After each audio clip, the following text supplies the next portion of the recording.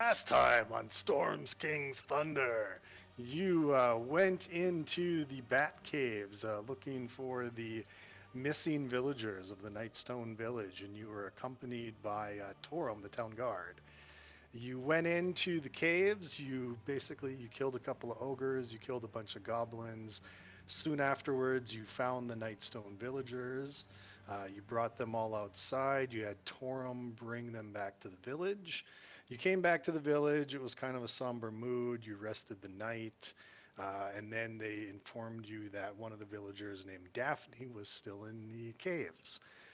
So you headed back the next day, fully rested. You found the goblin boss and his rats, and you found the rats eating people. And before you could even question the goblin boss, you killed him. You killed the rats. You rescued Daphne. You found evidence that the women and children of the goblin clan had evacuated to the Underdark. You had also found some evidence that there was an orc clan camped on top of the hill. And basically, after finding Daphne, you kind of left the orcs alone and you wandered back to the village here. And when you just exit the woods and you can see the village that's in your sights, you saw this massive floating cloud, 1,000 feet up in the air, and it had on top of it this huge tower, this wizard's tower. And if you've already forgotten the handout for that, I believe I had that. Yes, this tower. You With saw the that. awesome hat. Yeah, Yeah. with the big wizard's hat. So you got this big floating tower floating above the village in Nightstone as you approach the village. And so that's where we pick up for the night.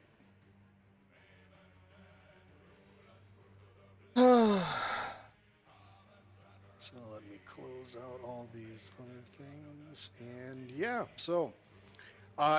you approach the village. You've got Daphne with you. You can see on the drawbridge there the guard Torum and another one of the guards that you met in the keep, Alaria, and they are kind of waving at you, welcoming you back. Otherwise, there's only a couple of villagers milling about. Most of the other villagers, it seems, are hunkering down and hiding. They are suspecting another uh, attack from above from giants, so they're expecting boulders to start falling down anytime now.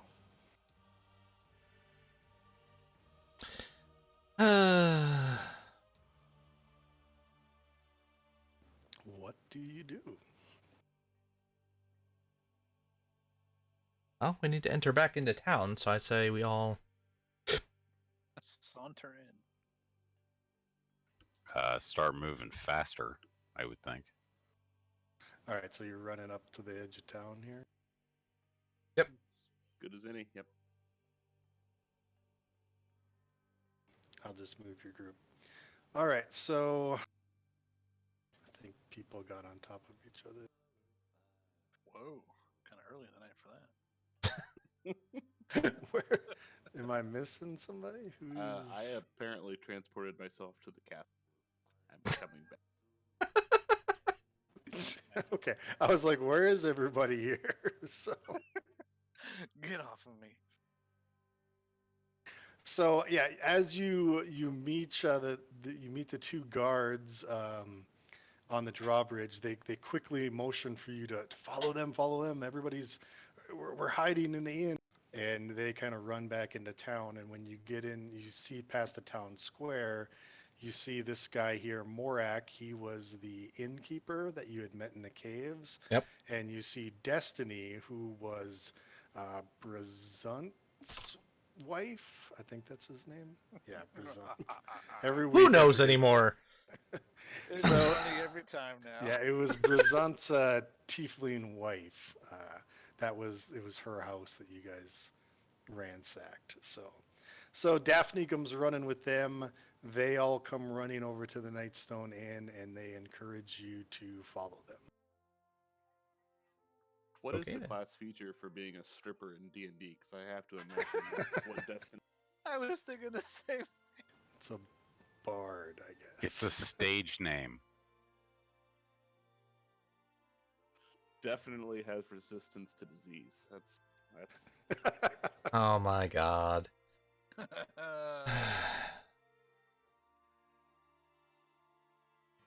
All right, so as you go into the Nightstone Inn, they bring you down to the wine cellar, and there is quite a few people. There's probably 20 or 30 villagers huddled down in this wine cellar, and they all look scared and panicked, and they look to you since you all saved them before. They're like, "Heroes, Lady Nightstone is gone. The guards are gone.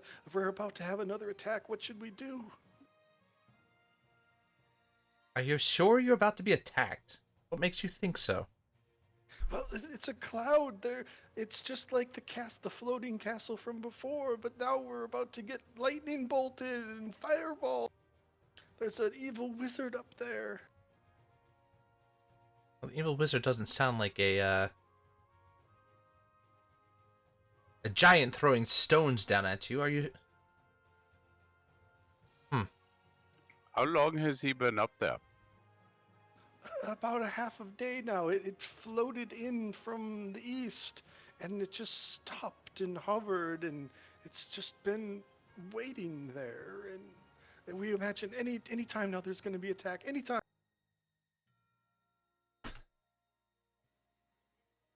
I think maybe if he was going to drop something, he would have already started, yeah? Give me a persuasion roll.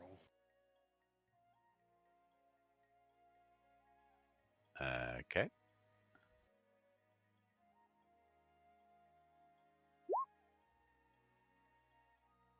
No, they're definitely going to attack. They're definitely going to attack. Damn. You that's should go bad. stop them. Then fine. You stay down here and keep yourself safe. We will go check this out. Oh, thank you. So yeah, they look awfully relieved that their saviors are now going to go deal with this cloud. And they all just sort of huddled together. Torum, the guard, he's trying to play himself up a little bit more. He's like, I guess I'll go with them too.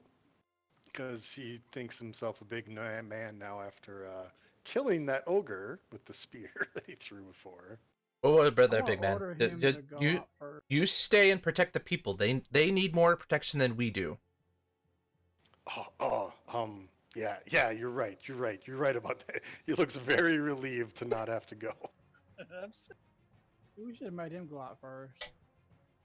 You hear that, people? The heroes have asked me to guard you, so I will obey their orders, and I will guard the door. I'm gonna on the way out the door look at Destiny and tell her to give him whatever, and then just leave. She kind of cocks an eyebrow at you. Hmm? You gotta toss her a coin. Lap dances all that. She whispers to you, Maraba, if you survive this, come back and talk to me. Oh. I have information for you. No, information. There is no sex in the champagne room. There's no sex in D&D, and no. Plus, we don't even have a bard, do we? So no sexy time. I'm also gonna guess information is 5e for herpes. It's gonna be that night, huh? Okay. Yeah. Oh, as we say about the students coming back from spring break this year, they're going to bring it back more than the clap this year. Corona's coming with them. All right, so you guys enter the square, and you can see this floating cloud and tower about 1,000 feet up above you. Way too far for like a longbow shot or anything.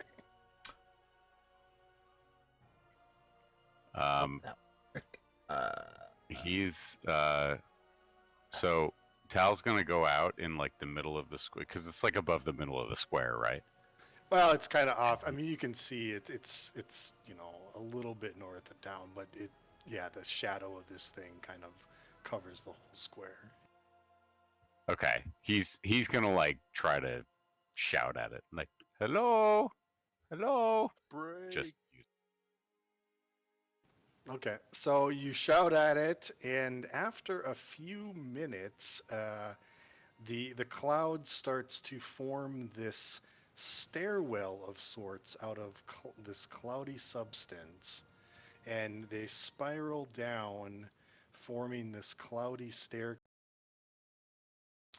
that wraps its way all the way up from the ground level, all the way up to the top of the clouds. he's gonna go. Look, everyone! He made stairs for us, and he's gonna start running up the stairs. Yeah, and these stairs are absolutely huge. They're, as you can tell, they're probably, well, they're about 20 feet wide. So, All right. Is this like an acrobatics check to get from one step to the next?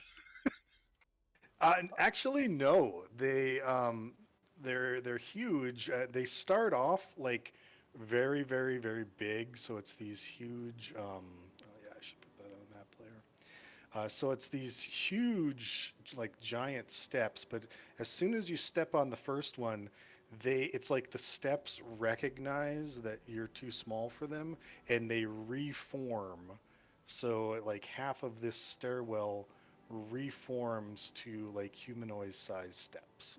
Ooh, fancy. Oh, that's what's Something like the unexpected. escalator. Yeah, this is officially the best shit I've ever seen. He's gonna start like skipping up the stairs. All right, so you're climbing the stairs to the top. Yes. I for sure am. I'm not asking anybody. All right, so it takes you quite a while to climb 1,000 feet upstairs. I mean, what's that, like 30 stories or something like that? Ugh. But eventually, you do get to the top, and a tower rests atop a cloud that feels solid underneath. An open archway leads into an empty vestibule, at the back of which hangs a thin, translucent blue curtain that flaps in the breeze. Huh. Yeah. So yeah, you climb all the way up to the top. The cloud actually feels solid beneath your footsteps, and you get to the top of this thing, and you see this gigantic tower with this huge open like archway. And then through the archway, you can tell that there's a small little like entryway, and then there's this, sort of blue curtain that's just hanging there.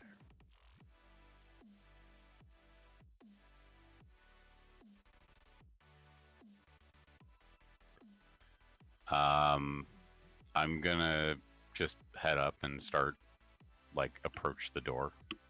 Is the door open? Yeah, this actually isn't a door; it's an archway, so you can walk Oh. right in. You can see right in. Yeah, I was gonna say, is this a door, the blue that we can see? No, that's the The blue curtain. curtain. Yeah. Okay. You'd have Yeah. to walk so through the curtain. Tal's just like, oh, this is so delightful, and he's just gonna head up. All right. Oh. So. Something new. All right. So yeah, it's a stone tower. You can walk right up to the curtain. It's just sort of waving in the breeze. Are you gonna push through or? I'm gonna wait till we're all on the stone just to be safe. Zier's back there chilling. There we go. All right. Hello, may we come in? Hello. You don't hear an answer. You don't. It's nothing. Nothing calls out to you. You don't hear anything. The curtain just sort of flaps a little bit in the wind, a little more furiously than it was before. So.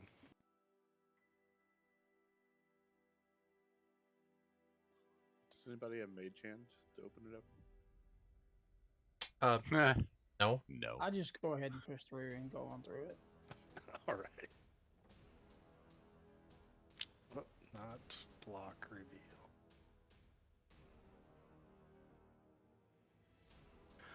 All right. So beyond the Oh. curtain lies 100-foot-high hexagonal chamber, containing a giant-sized wooden table and a stone chair. Dangling from the ceiling by iron chains are 6 crystal spheres with a continual light spells cast upon them. The illuminated spheres keep the room brightly lit, and a 20-foot wide hole in the ceiling marks the only entrance to the floors above. So that's that dashed line there. That's a hole in the ceiling. 100 feet up. Huh.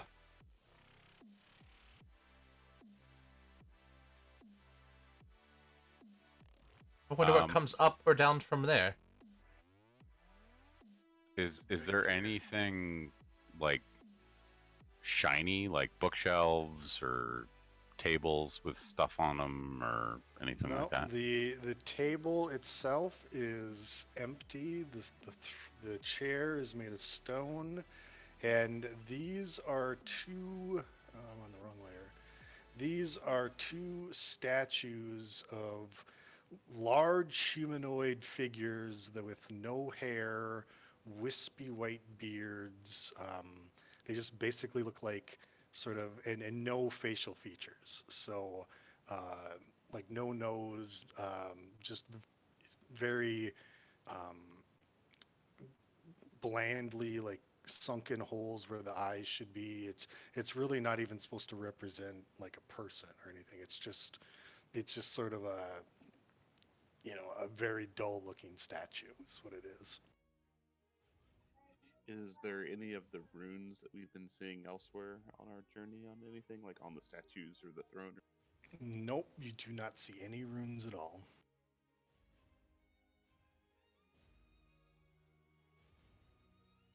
I'm gonna carefully walk over to one of the statues, watching my step along the way. I will approach the table. Okay. I'm going straight to the seat. Okay. So yeah, I'm you gonna guys can. sit back and wait to study one of these fools when they die for touching some nice statue. How tall is the table, and how tall are the statues roughly? The statues are. Let me see here. I mean, are they like giant sized? Like they're huge? Yeah, yeah. Everything in here is giant sized. So I Okay. mean, the statues are probably 20 feet high. The table's probably 10 feet off the ground. Got it. I want to step into the circle and see what happens. Okay. So you step. Oh, go ahead, Marala. I was gonna say, as a giant jumps down from the ceiling and smushes Arzik. As you step into the circle, you can hear above you, through the hole. You hear sort of like a loud booming voice. Oh, hello there, small folk. You've come to visit me. Did we all hear that? Yes, everybody heard that.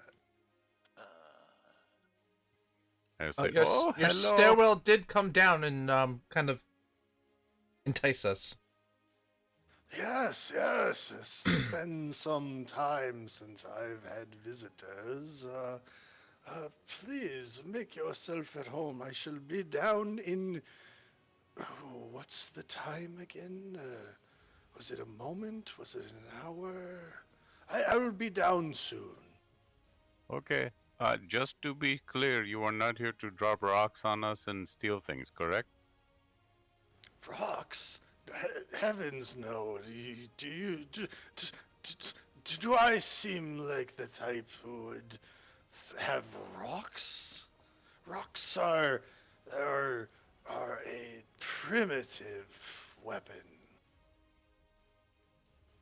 Well, that is true, but big rocks can be very effective. Now, where was that again? Down in an hour, a day. I shall be down soon. While he's on the way yeah. down, I'm over here still kind of checking out this, seeing if it looks like it's like ever moved out of this. Basically trying to see if it's going to reanimate or if I think it might. Make an investigation check.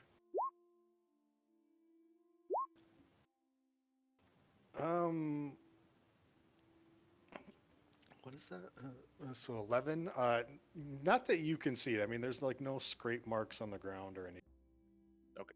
In fact, like the arms are fused to the body, so it's like it's not even like a suit of armor. It's basically just this sort of vague humanoid statue. So it doesn't seem like it would animate easily or come to life easily. Can I do a history check to see if I've read anything about this tower or giant rides on a tower, whatever? Sure. Yep. I'm going to pull out my lute and play some song. So Algrim, you've never really heard about this tower before, but with just basic sort of history and knowledge, you do AFK 1 second, kid. recognize the statues in this room, and the statues represent the great god Anum, the All-Father. It is a giant's god. It's like the giant's version of Zeus. Oh,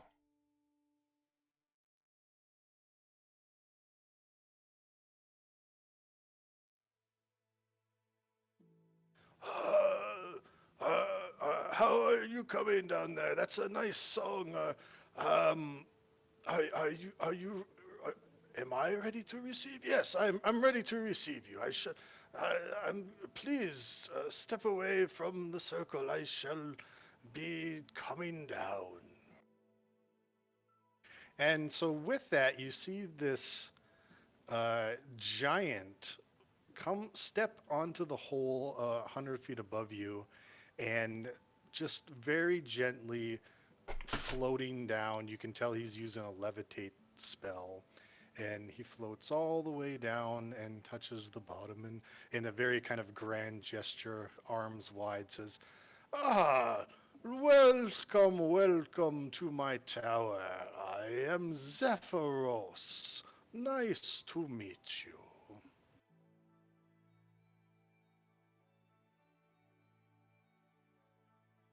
My turn for a history check to see if I know anything now that he said his name. Okay. Well,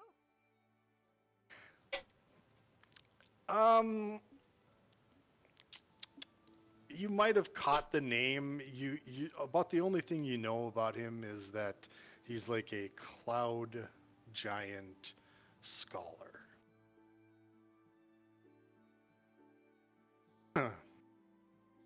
That's probably about all you would get, because it's not like he's a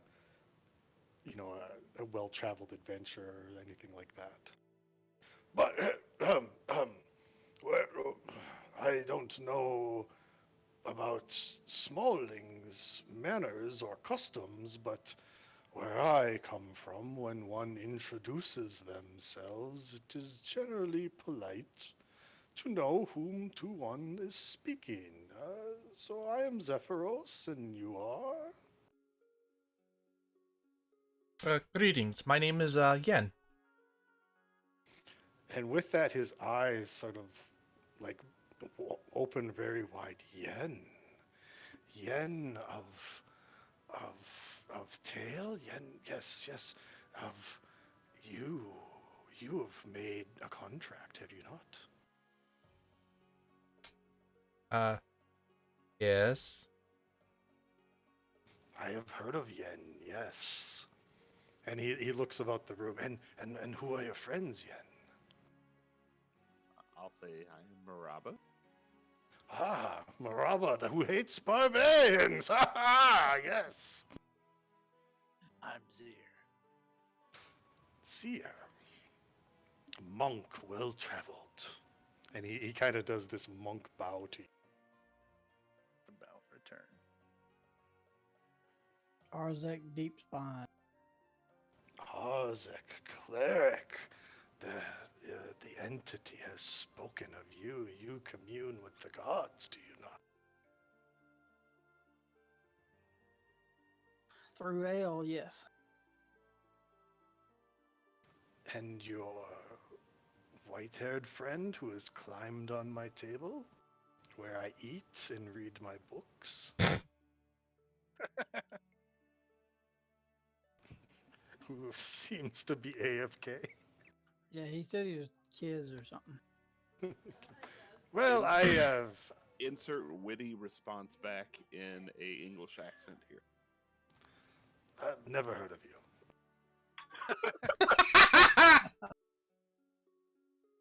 But Hey, the guys. rest of you, yes, the entity, those to whom I speak and commune with, they have told me of your coming, and I should help you. You will travel north, yes?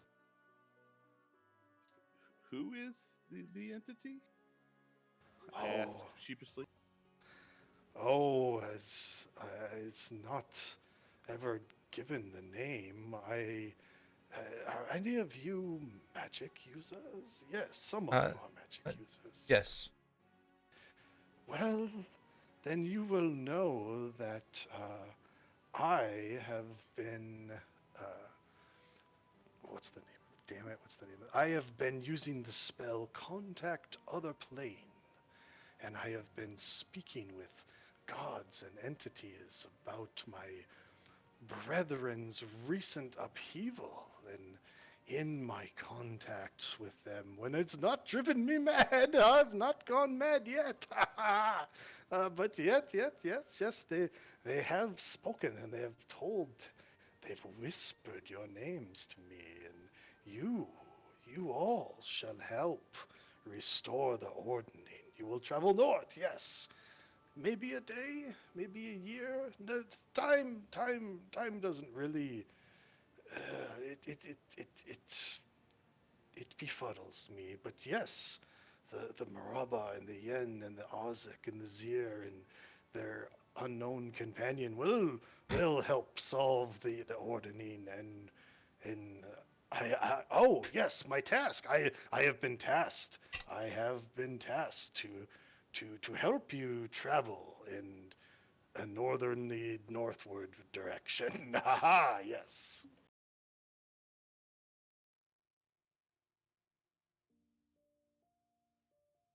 I asked him if he knows what we're supposed to do.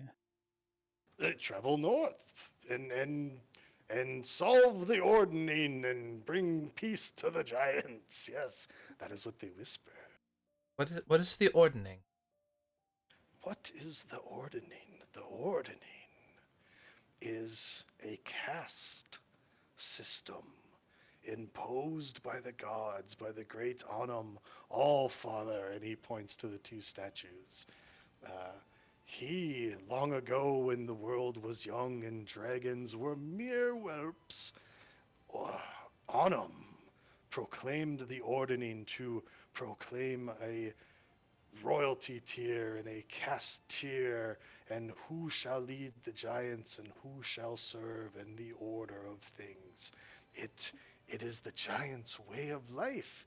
It is sacred to them. It tells us who will lead and who shall be the laborers. It empowers our runes and gives us stability. But now,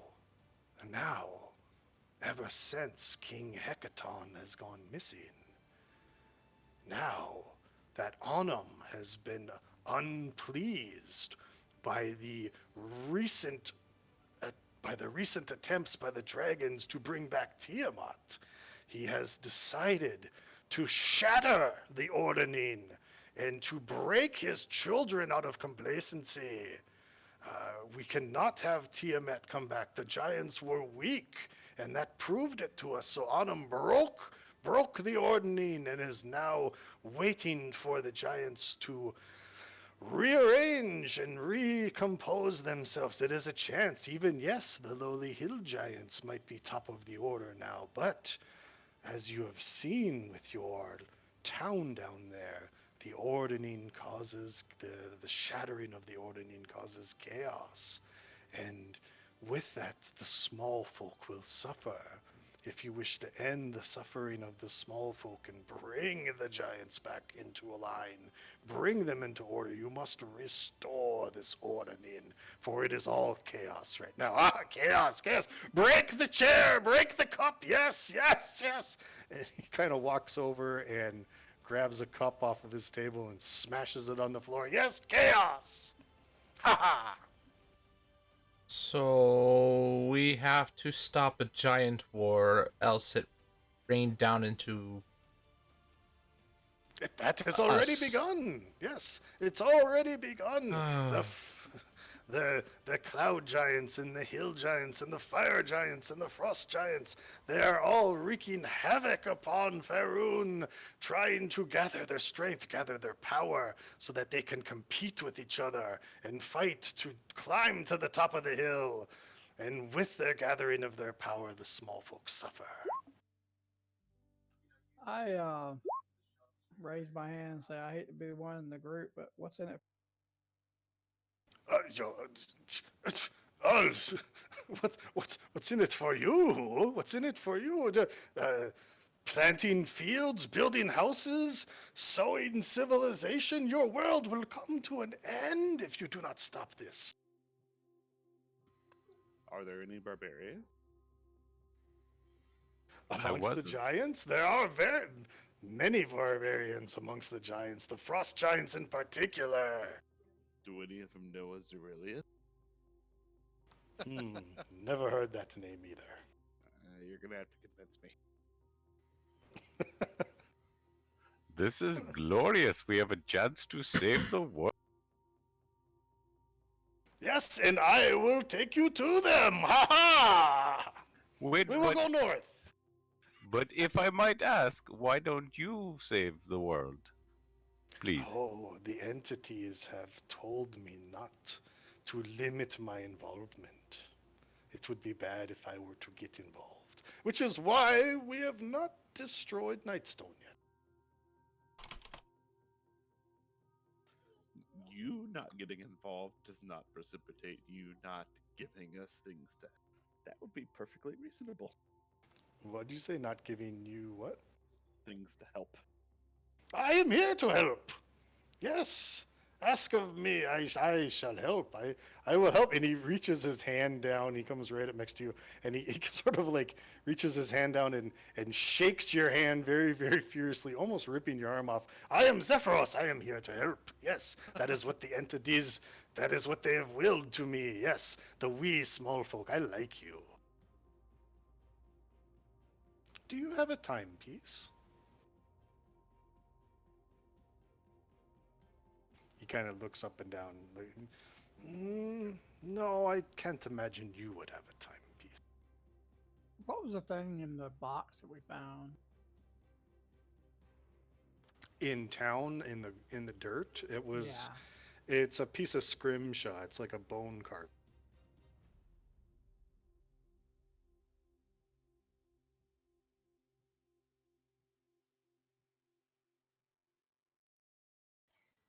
Do we want to show that to him? He would be one to Did know we way take more it? about it. Yeah. than- Oh, whoa, the book with all the runes in it. Yeah, I'm thinking of all the giant stuff we have. If this guy's going to be friendly with us, like, here's our wealth of giant knowledge, right? Why don't we start off with like the scrimshaw and show that to him, and then ease into the. That way, if he takes the scrimshaw, we don't lose the book. Okay. Okay, so you're gonna show him the bone carving. Yeah.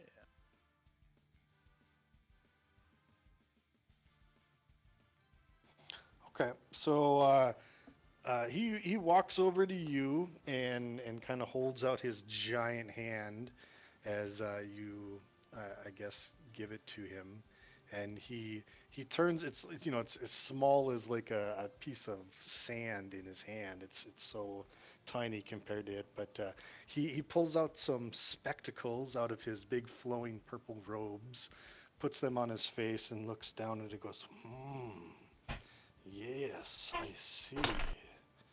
Yes. Ah, yes. This is the third rune. Yes, it means journey in your language. Journey. Whoever carved this room knew that those who found it would go on a great journey. It proves we will go north.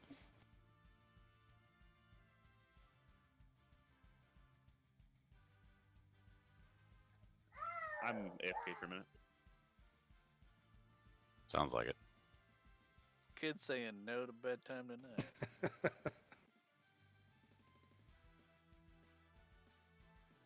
I north I of would those mon- say, yeah. Why would you say north? I am confused about that.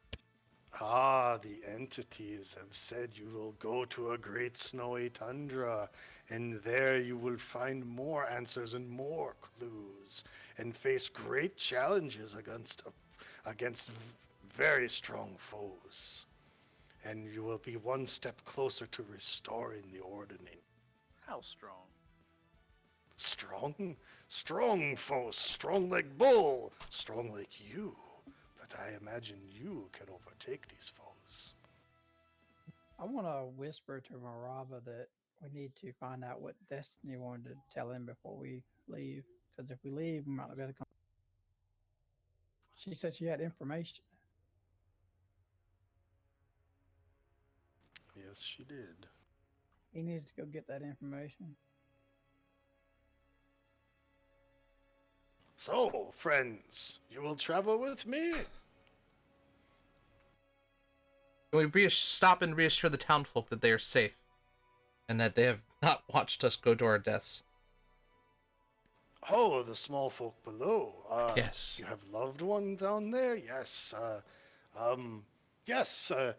Take what is unit of time? Take a second. Yes, take a second, or maybe an hour, or is it 10? No, not a 10-day. Take a second to go down. We will be ready once we return. Is that right? A second? Maybe. I guess take as long as you need, and then come back.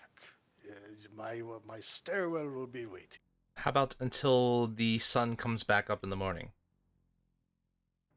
Nanosecond. Yes, okay. Wait, no, that's wrong. That's a 10-day, right? No. Yes, I guess we can go by the sun. Yes, if that's how you measure things. Sure. I will return upstairs, and I will try to commune with other once again. So if I am not here when you return, I will be there. Yes? No? Yes. Yes. Farewell for now. And he levitates back up through the hole.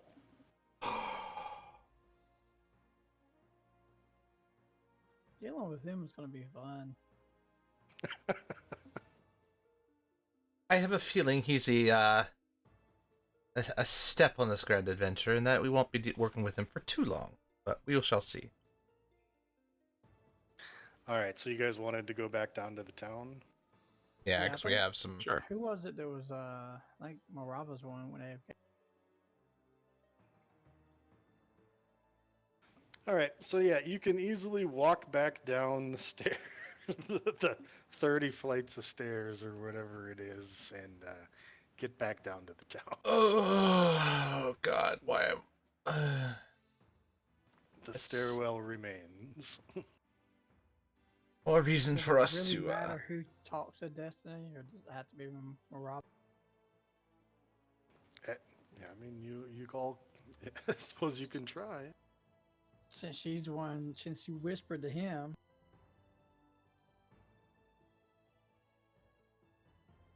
Oh, and he's AFK? Yeah. Yeah, I guess whatever you can talk to her.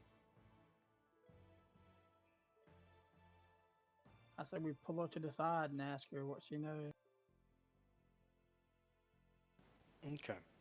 So, yeah, Destiny pulls you all aside, and first of all, she asks, "Yes, will they attack up there? Is the town safe?" The town is safe. It is a lone giant. He is not here for Oh. harm. Stop. She kind of her eyes like wide. Relax. A giant? I knew Brazent's dealing with those runes would all get us killed one day. Well, trust me, it wasn't his doing. No, it was that damn artist Simbers, wasn't it? I don't even know who the hell that is. Artist Simber? He is a adventurer of renowned, part of the Grey Hands, part of Force 5. Surely you've heard of that. I can do a history check to see if I've heard of that. Okay. I've not heard of any of them, but they sound delightful. You've heard the name Force 5 before. You've heard the name Okay. Grey Hands before.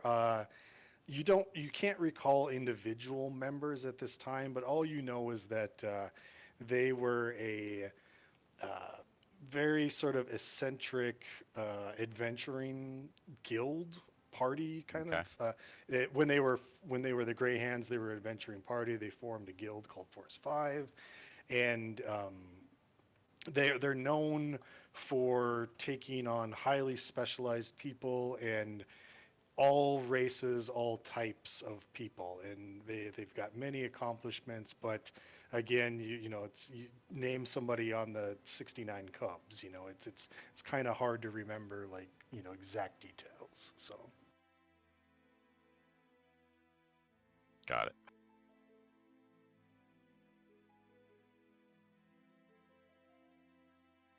yes, artist Simber's to blame. He was here. He was here a month ago, and he was talking with Brazant about the Nightstone and about his runes. He seemed very interested in deciphering giant runes. Can we ask you to describe this guy so we know him when we see him? Yes, unlike some of the other members of Force 5, he was just a human. Unlike their orc and their dragon members, he was just a normal human. He did travel with a saurial companion, though. I believe his name was Dragonbait. He's sort of a half lizard, half dragon type creature. But he was just a man. He carried a longbow. He carried a dagger. The dagger he had was very, very interesting.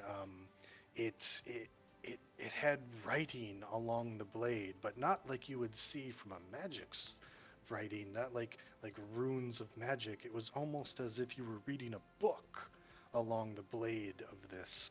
It had half words printed upon it.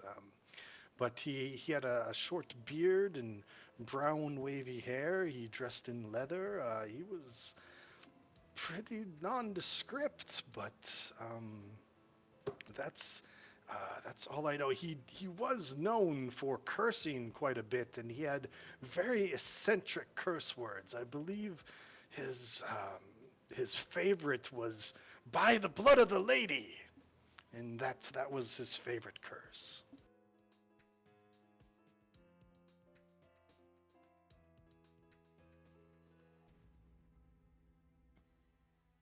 Well, he sounds like a lot of fun. Yes, which is why I wanted to speak with you. I believe that Artis may have brought on some of this in his dealings with these giants and searching for these, and his search for knowledge upon these runes. Now, I do not know where Artis lives. I do not know where he travels, but I know where his son lives. He has a son named Sirek, and he lives in Bryn Shandir up in Icewind Dale. If you were to find Artis, you should search him out, for Artis should be brought to heel for the damage that he has brought to this town. Well, that's really fortunate because the other one, he said we should be going north, so it looks like it works out nice. The giant? The giant wants to take you north? Well, I don't know if he wants to take us, but he said that's where we should be going. Oh, I wouldn't trust the giant. Look what they've done to our town. But there are different types of giants, and this is just one. To be fair, apparently the giants are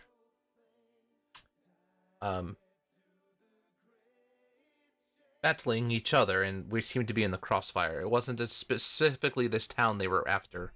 Potentially the stone within the town, though.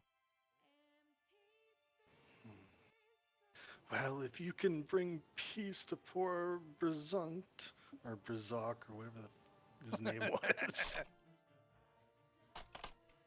Brujunt? bring peace to me and my boy, then I shall wish you safe travels. That's all that I know. But perhaps some of the other townsfolk, they can assist you more. And so she gathers up her 26-year-old son, and she says, if it's safe, then we shall go back to our house. And so yeah, she wanders off after calming down the other people. So after after you talk with Destiny, some of the other villagers start, you've calmed them down about the giant. They start like cautiously exiting the Nightstone Inn, cautiously kind of going back to their homes, and then you're left with Toro, Malaria, Morak, and Daphne here, who seem eager to talk to you and eager to know more about what's up in the clouds.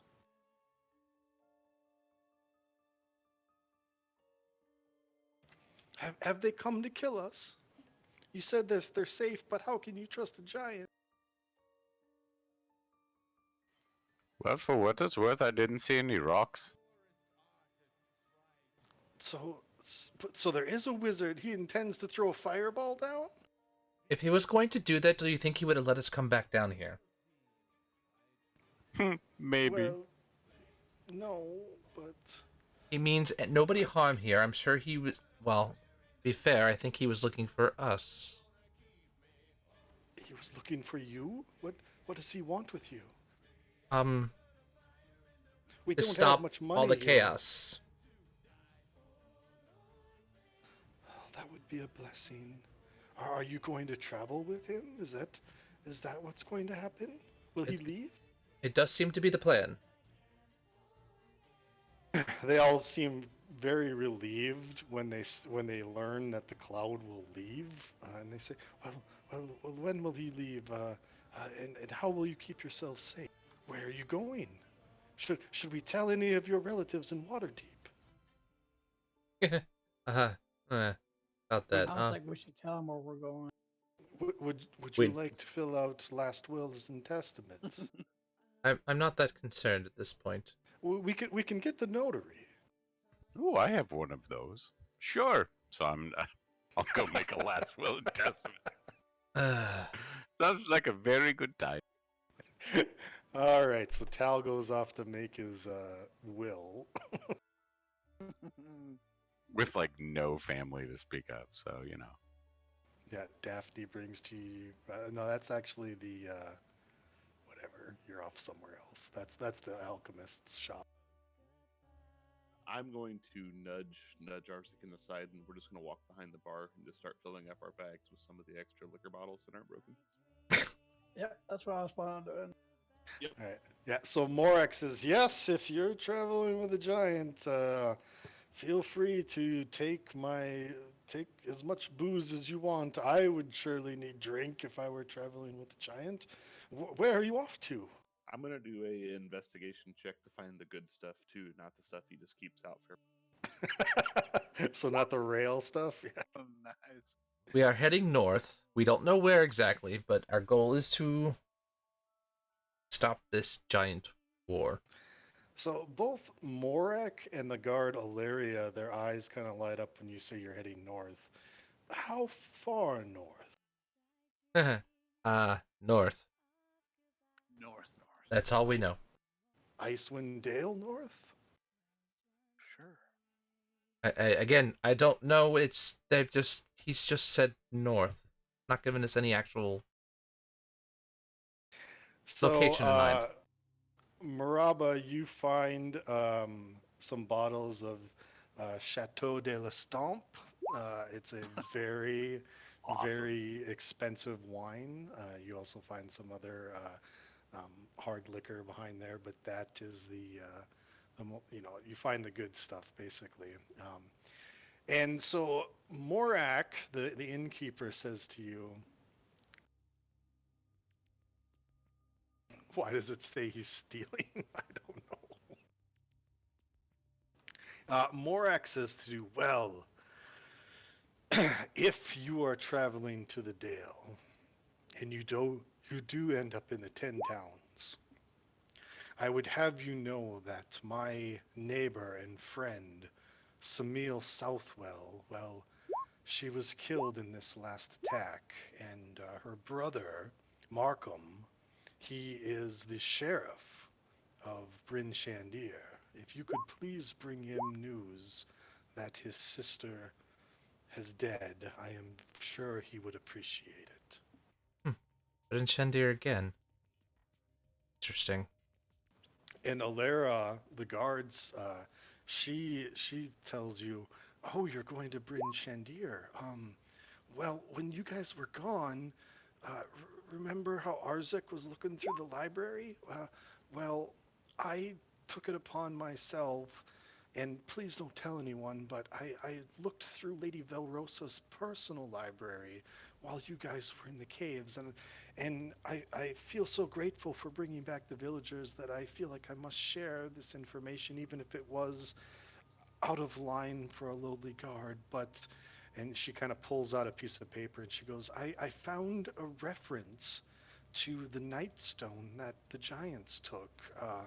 Apparently, it had been cut from a mine in a place called Kelvin's Cairn.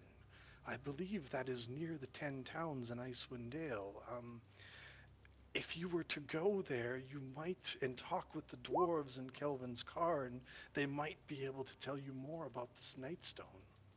If you go there, what's the name? Speak with Duvessa Shane. I believe she is the speaker or the mayor or something of the 10 Towns.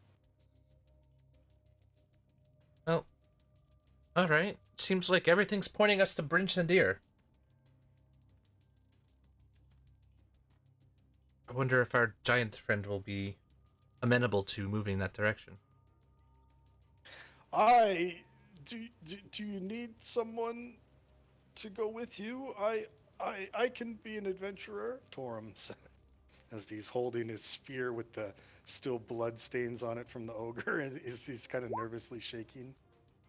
Torum, you will find far more success and much more greater responsibility of protecting the people of this town. They are in far greater need. Yes, you're right. You're right. I should stay here, shouldn't I? Yes. Yeah, All Yen is much more nicer now. I would have told him to pack his bag and let's go. Okay. So, is there anything else that you wish to do in town then?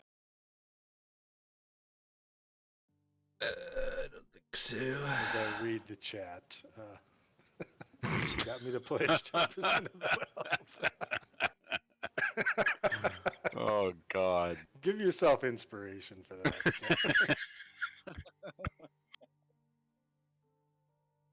Thank you. I was like, oh fuck. She gave me some bad advice, and I was like, oh yes, that sounds very good. All right. So, yep. Tal went off and made his will. Marava's looting the bar. Anything else you guys need to do in town?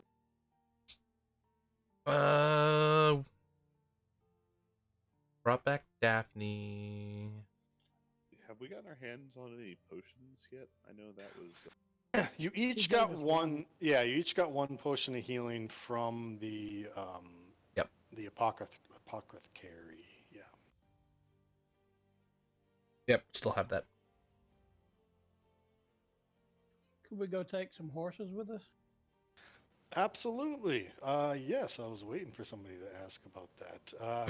There are 4 horses remaining in the stables. If you'll remember, 2 of those dudes took off with one, and the Kella took off with the other one. So yeah, there was 7 originally. There's 4 left. I want One of them was taken by a guard. Oh, that's who took the 3rd horse. Yes, Kella didn't take a horse. The guard took the horse. Yeah, the guard took it to go send a missive to Waterdeep to let him know about the attack. Yes, that's right. That's what happened to the other one. Because Kella just slunked away. That's right. If we're gonna take the horses, we should get some supplies too, since we're gonna have something to carry them. Are we gonna Okay. get horses up? That many steps? The ramp might accommodate itself for horses to go up. Fair Yeah, point. you most certainly can try. Yep. So yeah, you can saddle up the 4 riding horses and you bring them out to the square. Seem to be one short. Tal is gonna offer to ride behind Yen. Oh, this will be so much fun. We can share a saddle and everything, and I'll just wrap around. It'll be great. Let's do it. Well, that would leave us 1 horse for all the supplies. No, because there's 5 of us and 4 horses. 5 of us and 4 horses. Oh, darn. Looks like we're going to have to double up. All right. So yes, you can get food supplies, water supplies. How many days worth are you gonna pack? Well, it's a long... Yeah. Do you Long need to trip. see the overland map? Yeah, that's... I mean, if we're in, like, Waterdeep and we're going to like, Icewind Dale, it's a long fucking trip. All right. So yeah. Bryn Shandir Yep. Yeah. is up there. Holy shit. And we're way down here.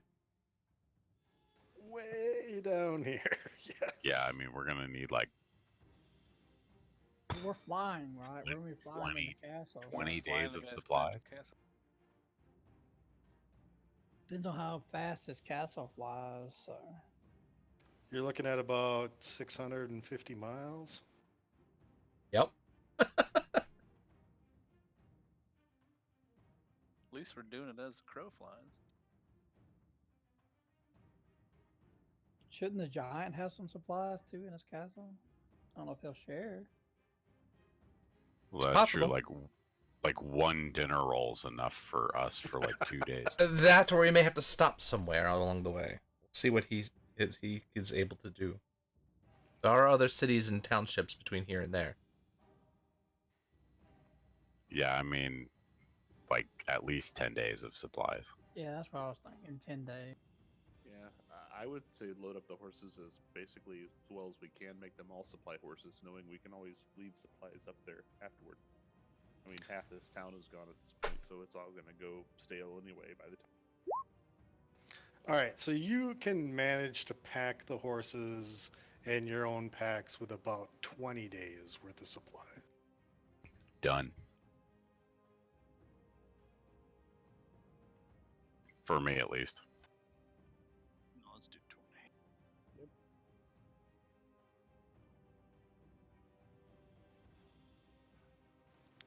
20. Okay. I want to do 15 days of food and, the rest of Don't Booze. forget about our booze we stole.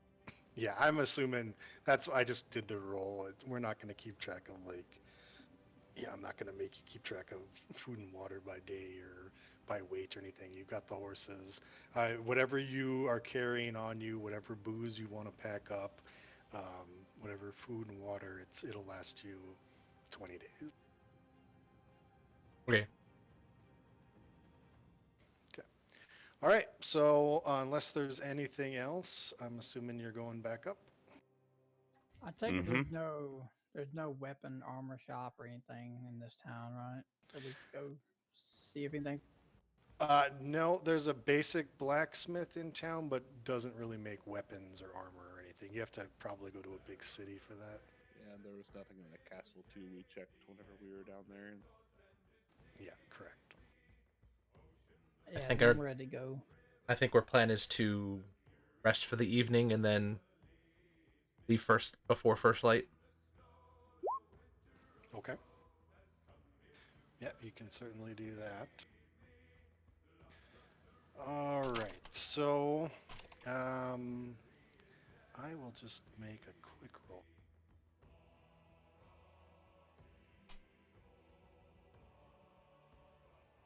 And a 5. Okay, so there's Wow. definitely no encounters overnight. so, yeah, Progress. you're able. Yep, you're able to get a full rest at the Nightstone Inn free of charge. They feed you breakfast in the morning. And Is the it is it a real breakfast or is it like continental where it's just like muffins and fruit and stuff? They're probably No, giving it- us everything they can throw at us, to be honest. Yeah, it's actually a pretty good breakfast. Nice. There's there's real milk, there's real bacon, there's flapjacks, it's actually a pretty good breakfast. Is there Sweet. ale? Whatever you left behind the bar is what there is. So if you left not, any not ale, much. yes. So there's probably some like Bush Light or something back there. Congratulations, you just made this a dry town. They're like, here, have PBR? some Keystone Light. Ugh. Some Schlitz. Do they even make Keystone anymore? I'll be on All hold right. right now. Yeah. So yeah, you hey, PBR's quality. Come on. Oh, dude. And there's a blue ribbon right on the can. Come on. That's Yeah, like that's- a first prize. That's Damascus taste. All right. So yeah, you get a good breakfast in the morning, and a couple of town folk are there to see you off, but most of them are still trying to rebuild from the attack, or are still kind of scared of this big hovering cloud up there. So, so up the stairs then. Yep. Yeah. All right. So as you get to the stairwell, the right side of the stairs do readjust themselves to accommodate the horses. It's slightly bigger steps for their long stride. So the horses aren't really, aside from traveling 1,000 feet in the air, they're not like it's no hardship for them. And you finally get to the top of the tower about early in the morning, about 8:30, 9 in the morning. Oh, that was an early morning exercise I was not prepared for. And as you enter the tower, at all. You rode a horse. With Tal. I'm gonna look Yes, at it her. was Yeah. very nice. and Zephyros is nowhere to be seen. All right, hold on. This is me persuading Yen that the horse ride was a good time. Oh, you Yeah. rode the horses. Like, can I counter that? Probably not. Probably not. No, I can't, because the best I would be able to do is a 20. Yeah, so she had a good time. She may not want to admit it, but she had a good time. Well, I think she needs to roll to see if she needs to admit if she had a good time or not. What's the roll?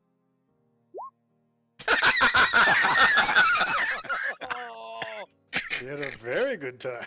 She had a very good Oh, time. God. Unable to even hide it.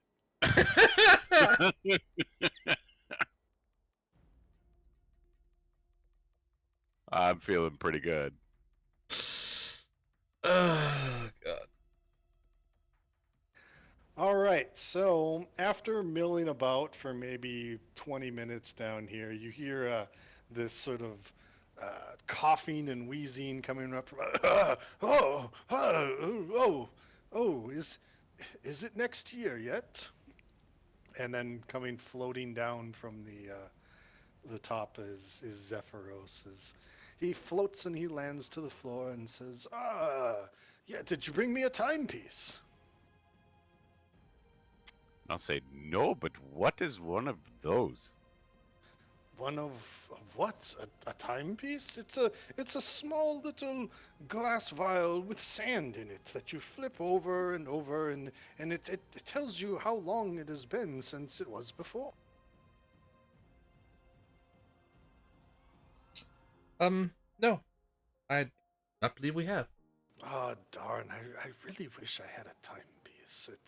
It's been decades, I think, or hours since I've had one. I'm not sure. That's why I need a timepiece.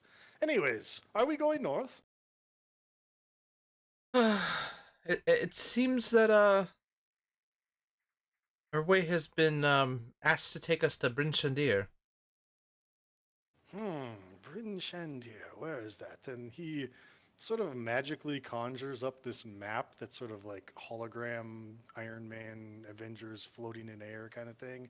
He says, yes, I think that would satisfy the entity's definition of north. Yes, I believe we can go there. Do you need to go back down to the town? Down to this town? No, not this time.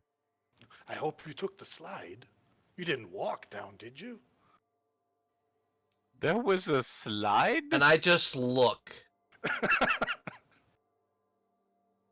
with just this. Dear, you walk. Oh, no wonder it has been 10 minutes since you were back. Oh, I'm sorry. It's my mistake. I should have told you about the slide. I was honestly less concerned about the path down as opposed to if there was an easier way to get up.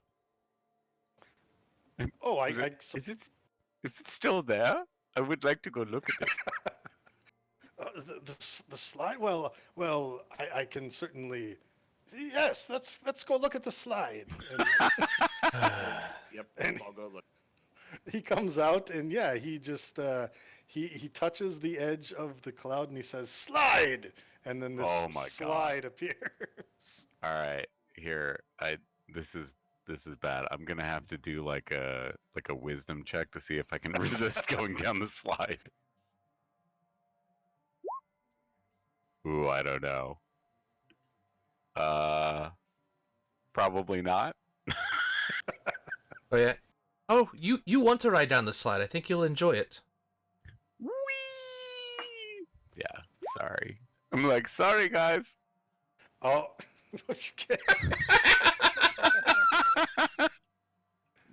So- Alright, Turnabout's fair play. Payback is a bitch.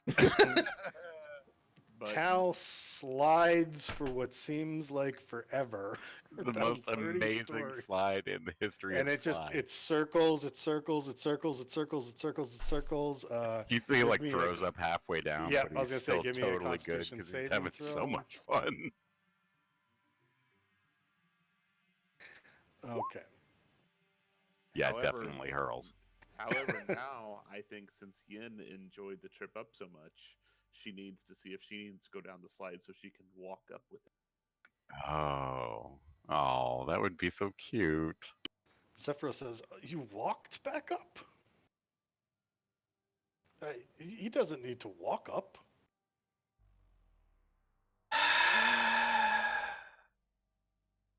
I mean, I did initially put the stairs there, but I didn't tell you the command word. Oh You- yes, it's been 10 minutes, hasn't it? Oh. And he kind of yells down. He goes, "Just say return!" Return! Zoop, and you teleport back up. Yes! Jesus Christ. Oh, I'm now gonna jump on the slide and go down the slide. I'm gonna do it again! Oh, it's most fun, is it not? Yes. Yes. Return! Yes. And you return. Oh, man. You do That realize, just made my day. you know what? Fine. Okay, so you guys waste about an hour sliding down, returning, Awesome. sliding down, returning, sliding down, returning. At one point, Zephyros looks like he might try, and then he goes, no, the entities told me not to get involved. It does look very fun, though, so. Now that we've had our fun. Oh man, if I hadn't already derailed it, I would convince him to go. Ugh. All right. Okay. So, Bryn Shandir it is, yes? Seems that way.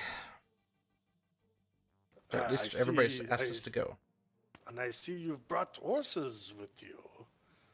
Mini cats. Cats. Yes, right? Have you met my cats? But I have cats. No. Oh, yes. I will. Let me show you my cats. Let's not meet them. Oh, yes, you're right. You're right. No time to spare. We can meet my cats later. So, off we go then? Are you All the reason I prepared? said that is we might look like mice to his cat. And they can't be cats. Will your dogs stay outside? Are they safe outside while we're traveling? As long as they don't get too close to the edge, then yes. Is there a place we can tie them up? Yeah, there's probably, I mean, you could definitely like Zephyros gives you permission to like nail a spike into the stone wall so that you can tie them up. So yeah, you could do. Then yeah, we want to do that so they don't run off. Okay. To be Well, fair, where would they run? They might get scared and run over the edge. To their deaths. All right, so Good we'll point. just put them like up here.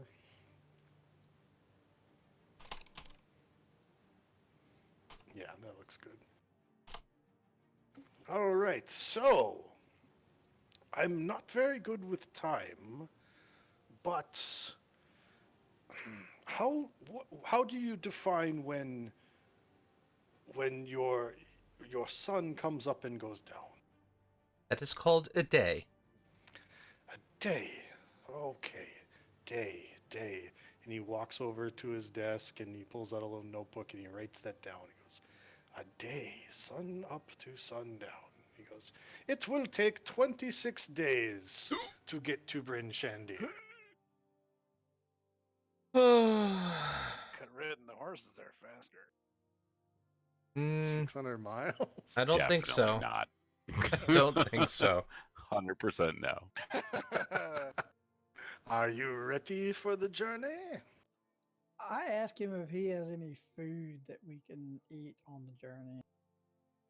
Ah, yes. And he cast a spell. Conjure food spell or whatever. And immediately this grand feast appears. Giant sized, of course. Nice. And he says, yes, will not have want for food or water on this trip. Sweet. Well- And yes, the dinner rolls are enormous. So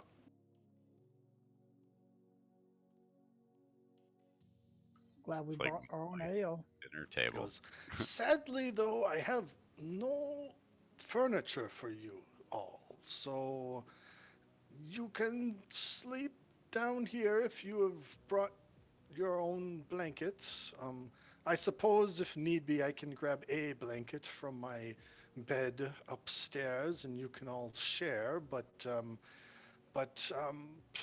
for this long trip, please confine yourself to the first floor. The upstairs is my personal chambers. Perhaps in a day or two you can meet my cats, and I will bring you to the third floor. But at least for now, please please just remain on this floor. Are we in agreement? Yes. Yes. Yes. Ah, very well then. So, I shall go upstairs and I shall start the tower, and we will begin our journey. Yes, yes, to the north. And he floats back upstairs.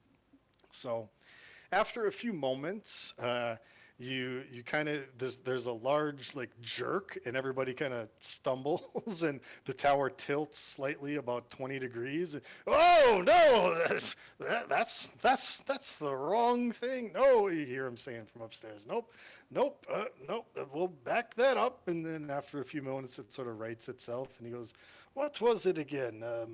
Yes, and he yells out some word in giant, which you can't understand, and then you feel the tower lurch forward again. He goes, "Not east, damn you, orb, damn you! No, north, north!" And again, then it stops, and finally you slowly start to float higher, and you can tell now that you are moving to the north. So. I think we were on our way to doing a sweet spin again with the ship. Who just GM rolled me? Oh, sorry, that was me. I was tinkering. No worries. I was wondering, like, wonder what that roll is for. So, okay. From my character. So you are traveling north. Obviously, we're not going to hex crawl this, but so is there anything you just want to do, like, to kill the time? Is there anything you want to ask him in the meantime, or should I? Are you just going to travel? We I would got be 26 interested in days. Yeah. I would be interested in seeing if he could teach us more runes, right? Oh, right. We'd Oh, probably okay. ask him about the runes. Yeah, yeah. Okay. So at the end of the first day, when you guys are sort of hunkering down for your evening meal, you ask him about the runes, and says, "Oh yes, the giant runes. Yes, I wouldn't have to contact the planar entity to answer that. No, would I? No, I don't believe so. Well, what would you like to know about the runes?" Well, ask if he can teach us the giant language so we can understand the. And maybe pull out the map of the ones that we have and the ones we figured out.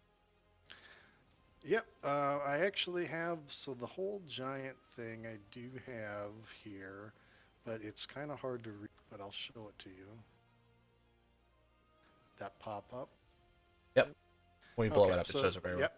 Oh, it does blow up, yep. Oh, yeah. So he does give you the whole language. He explains to you which each one of the runes is, what they sort of mean, and sort of the power behind them.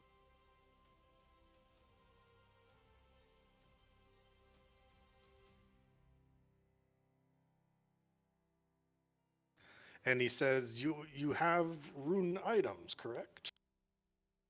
Yes. Yeah.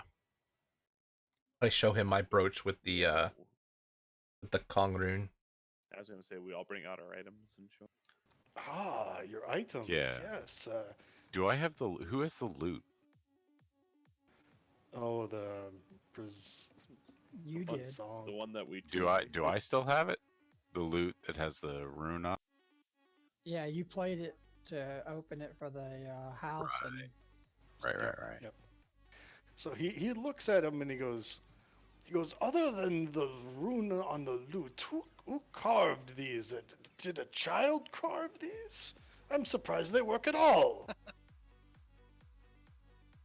I guess compared to the giant kind, he kind of is what was. Well, he didn't do a very good job, I can tell you that. But they seem sound. They do work for you, yes? Gives me a little more influence on people than initially I thought. And do you know how to transfer them? No. He asks for He goes, I promise that I will not break your toys, but I will show you something interesting. Can I see one of your items? I hold up my brooch. Okay, so you place it kind of carefully in his very large, oversized hands, and he walks over to the table, and he tears off a piece of a dinner roll, and he also puts it in his hand. He pricks his finger and adorns the rune in there so that the rune is all filled with blood. And he says, now just concentrate. Think of the rune to move. Think of where you want it to go. And you watch the rune slide off your brooch and across his hand and onto the dinner roll. And he says, and then think for it to stay. And when it does that, it flashes a little blue light, and all of a sudden the rune is burnt into the dinner roll. And he goes, and there it is, success. Now I have been doing this for, at least 10 minutes now. It's been quite a while. But for you who are untrained in this, it would probably take you, what was that thing again where you sleep when the sun goes down? A rest, a long rest. Yes, a day. Yes. A day. A day, a long rest. You would have to do it during your rest time at the end of a day, and then you can transfer. So you would not be able to transfer this in a year like I did, but you would be able to transfer it in your sleep time at your day. Yes. And so then he pricks his finger again. He rubs the rune with blood. He says, think, concentrate, have it move. And you watch it move back across his hand onto your brooch. And he goes, and stay. And the rune flashes blue again. And he hands you back your brooch.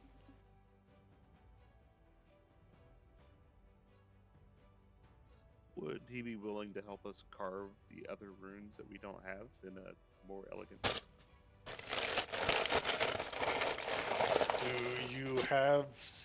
Do you have silver thread and unicorn horn?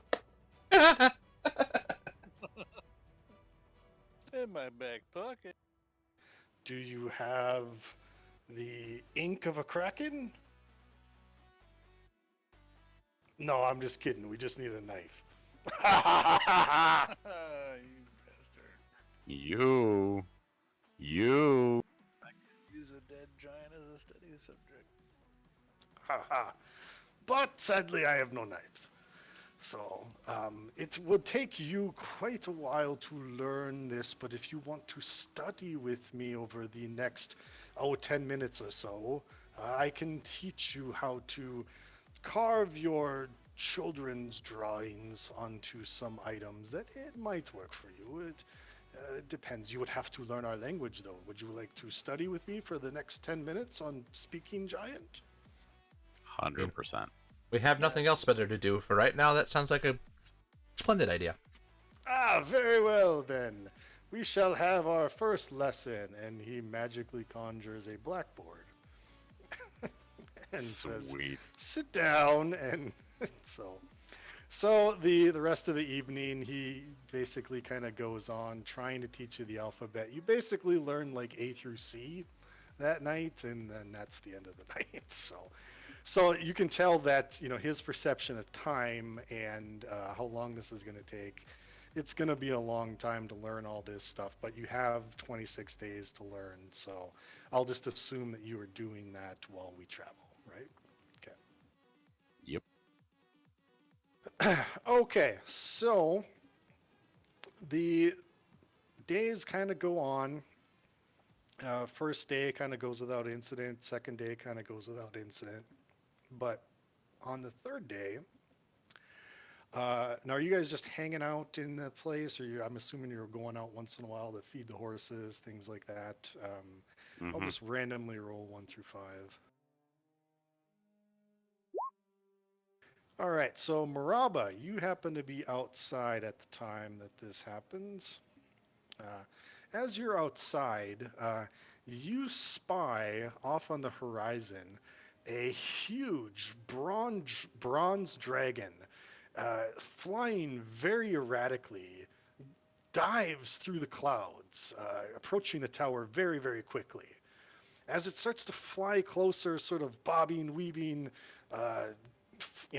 doing sweet spins in the air, you see a number of armored dwarves clutched in its talons. Its flight is very irregular. It's going up and down, and then suddenly it approaches from the southwest as it flies very, very, very near the tower, and all of a sudden, BAM! It slams smack dab into the tower, dropping the dwarves. And let me see here. Let me put this on the thing. It's Launchpad.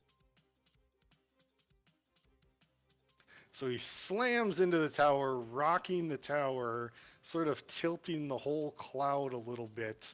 And then these dwarves sort of roll out onto the clouds. What would my character know of Bronze Dragon in terms of friend versus foe? And You've seen this dragon before. You saw it crash into the bell tower at town. Yeah, we nicknamed him Launchpad, remember? yeah. Well, my first step is going to be, I think, to take a couple steps back and yell for everybody to. So there was 5, 10, 20 feet. Okay. The person who whispered me, I understand. Okay.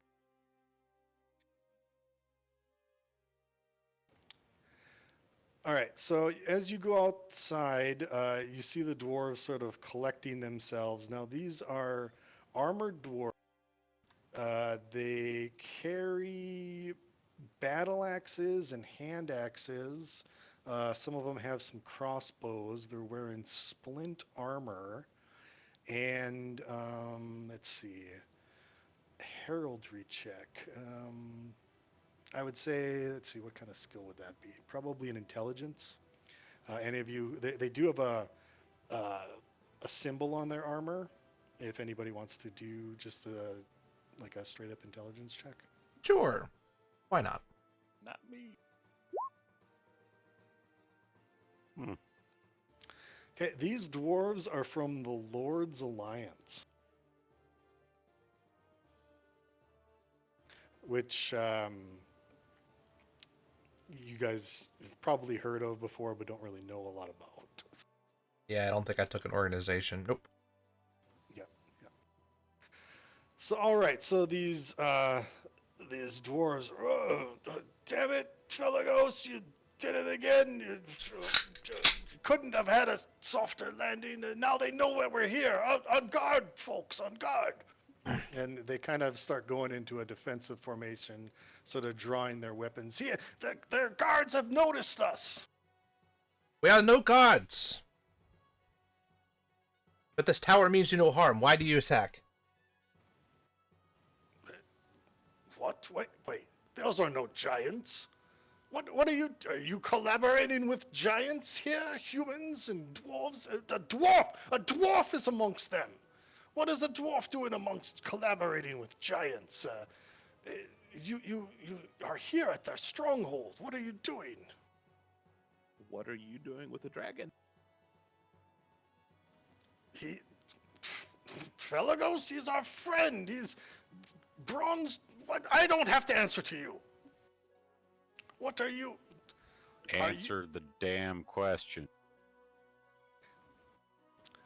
You better start explaining yourselves. Why are you collaborating with giants? This giant means no harm. He is simply here to stop the conflict between the giants, which is raging on down to our lands. If you wish to stop us, then you might as well just leave now, because it's not going to do any good. So Felagos looks over and goes, "Ah, Yen! What are you doing here, Yen?" And he turns into his halfling. Ah, it's you. So nice to see you. And he just kind of strides through them, kind of walking right past Arzak. He goes to give you a hug. Do you let? Sure. Anything to give us a little I- leverage. I haven't seen you since that one town, Nightstone, I believe it was. Yes. Which is so, where we just came well, from. Oh, well, what are you doing here? As I said, we are here using this ship to move north to try and stop the war between the giants. And how are you going to do that? If I mean, it's none of my business. I don't care. you should care, because this is all raging down within the lands, all Well, over the realms. I have no fear. I have no love of giants. Are there any here? There's one, but he is no harm, and he is, in fact, quite friendly with us. He also probably heard you hit his house. Oh, yes, you're right. He kind of looks back at the dwarves. He goes, "Well, I did my job for you guys, dwarves.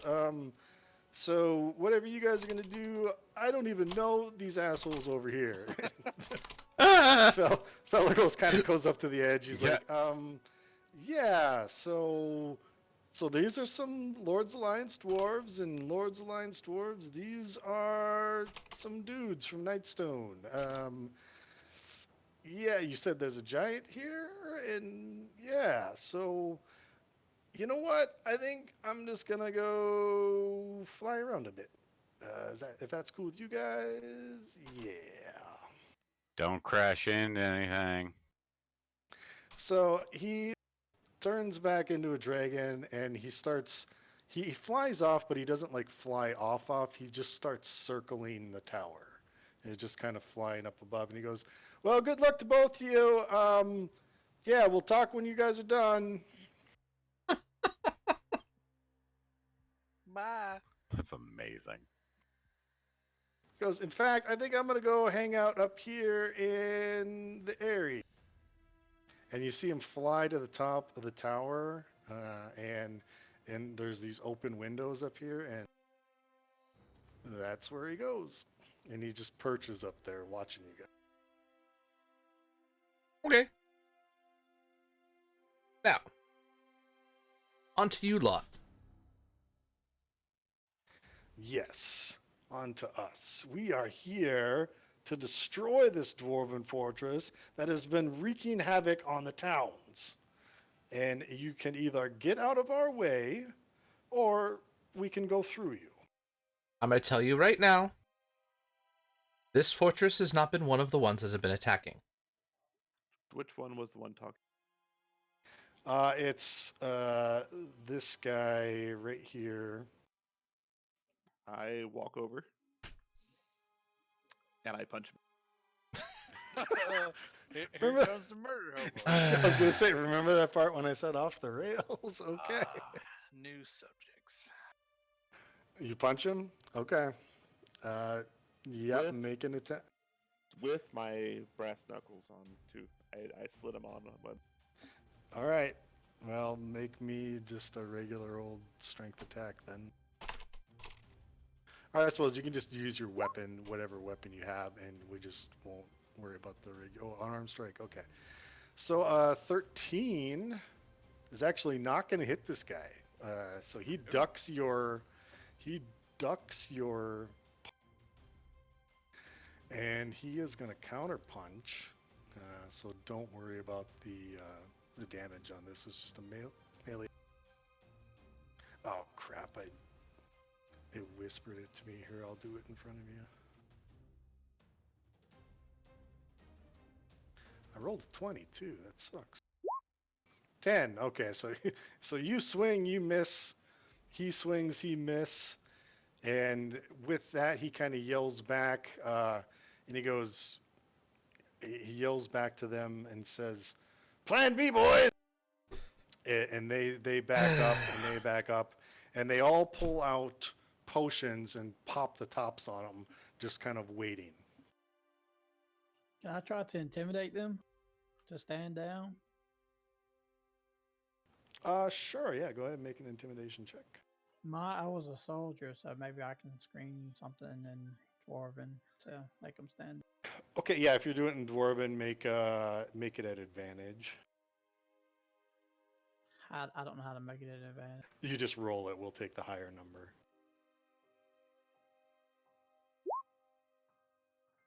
11. Okay.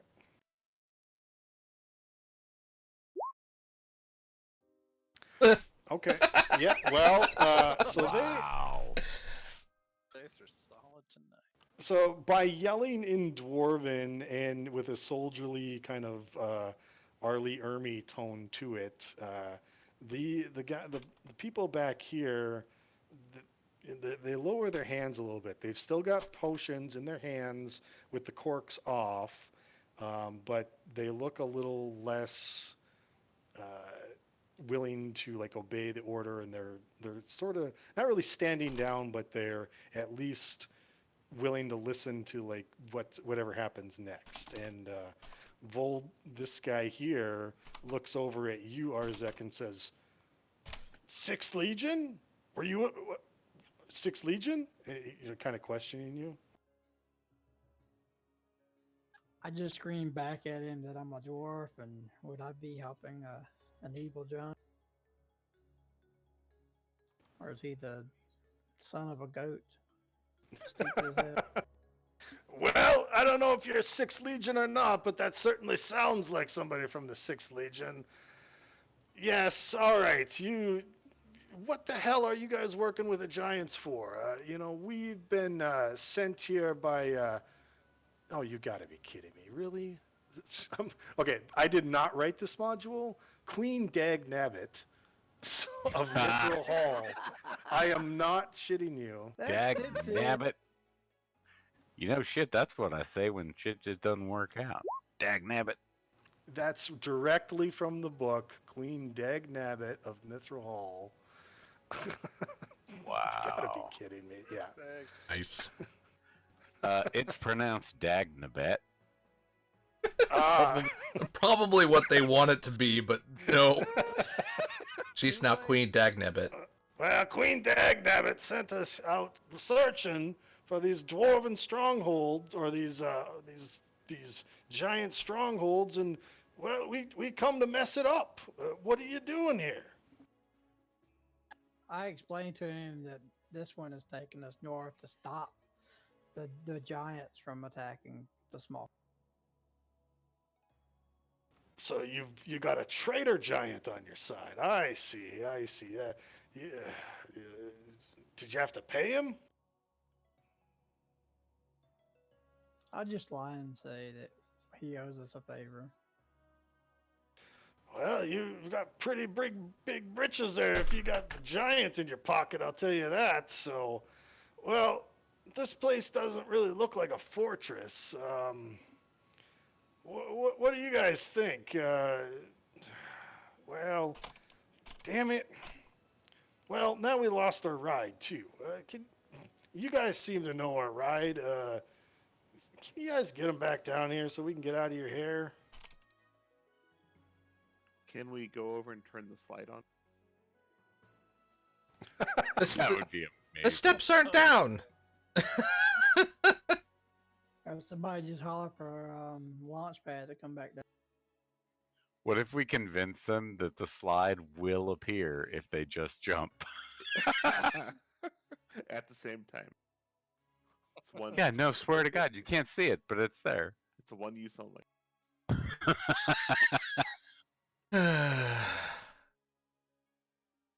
That would have to be a pretty hefty persuasion roll Oh, at yeah. disadvantage. Oh man. But sure, DC 25 at disadvantage if you want to do that. No, I don't actually. Then if you fail, we'll get to fight him like Maraba wanted to. Yeah, but he botched his roll. I did so bad. All right, so what are you suggesting to these? I heard like 3 suggestions. Just holler for Launchpad to come back down so you can take them away.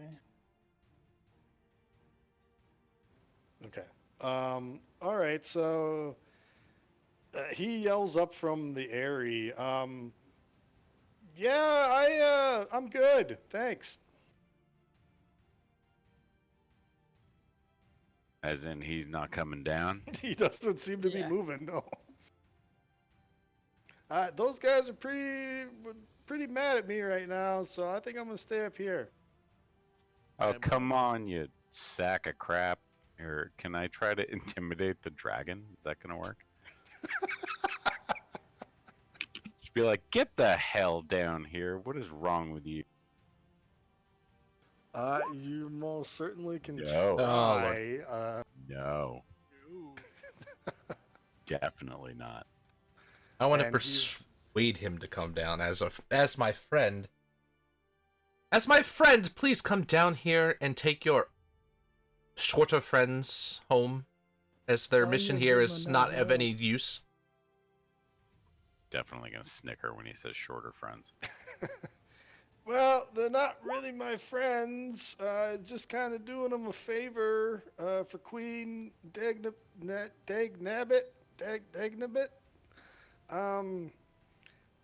And I kind of want to do something after this. Maybe you guys can help me with that, but no. Well, let me make a roll here. You did roll pretty high. All right, so he does have. Damn. Fine. Just catch back up when you're finished, and if you have something you want us to do, then we'll be So here. He We're hard to flies miss. back down. Yep, he flies back down, sort of stumbles, falls, rolls, almost rolls to the side, kind of pops himself up, brushes himself off, goes, I meant to do that. All right, well, dwarves, you are you coming or not? And he like reaches out his big clawed talons for them to like get in, and the dwarves kind of they're like very tentatively like we don't want to do this again. so okay, they load up and they say, well, if this tower comes anywhere near a settlement within the Lord's Alliance, we'll be back. And Felagos kind of rolls his eyes at you guys, and he kind of looks back down at him, and he shakes his head, and then they fly off. Do me a favor and just open your hands. All I right. wave at him, try to get him to wave back. That's awesome. Well, that went a little differently than I thought. I thought for sure this was going to be murder. Robert tried. I tried. Tried. I was ready The for murder. subjects to study dying. I had plans. Plans within plans. Schemes within schemes. Okay, so another day goes by, and you guys continue to learn the giant language. You guys continue to learn sort of how to, draw runes, and nobody's really getting it right. And then on the fourth day, once again, Felagos finally comes back. And this time he's flying without the dwarves, and he kind of swerves and he swerves and he swerves, and he avoids hitting the tower, but he sort of lands and rolls and kind of balls up in the corner here. And again, kind of gets himself up and he goes, oh, that was a better landing this time. So, how you guys doing? I know we don't know much about flight, but maybe you should put your wings back and lean back as you try and land. Oh, have you flown before? No, it just seems the right way to, I don't know, slow yourself down as you descend. Well, when you sprout wings, then you can tell me how to fly. But till then, I think I'm going to go ahead and do it my way. So, by the way, we're now a day off, so they might have gotten away by now. But when I was flying here with the dwarves before, and then when I was flying away back with them, I saw a couple of those Zentarum guys on horses down on the ground. You want to go get them?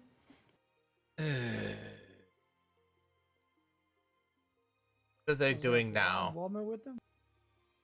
Yeah, there was a blonde woman with them. I say it's time to settle up and get them.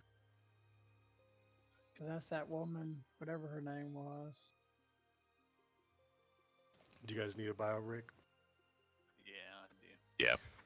All right, so let's take 5 minutes, and then we'll come back. All right, quick break then. All right, guys, gonna take a quick break. Be back shortly.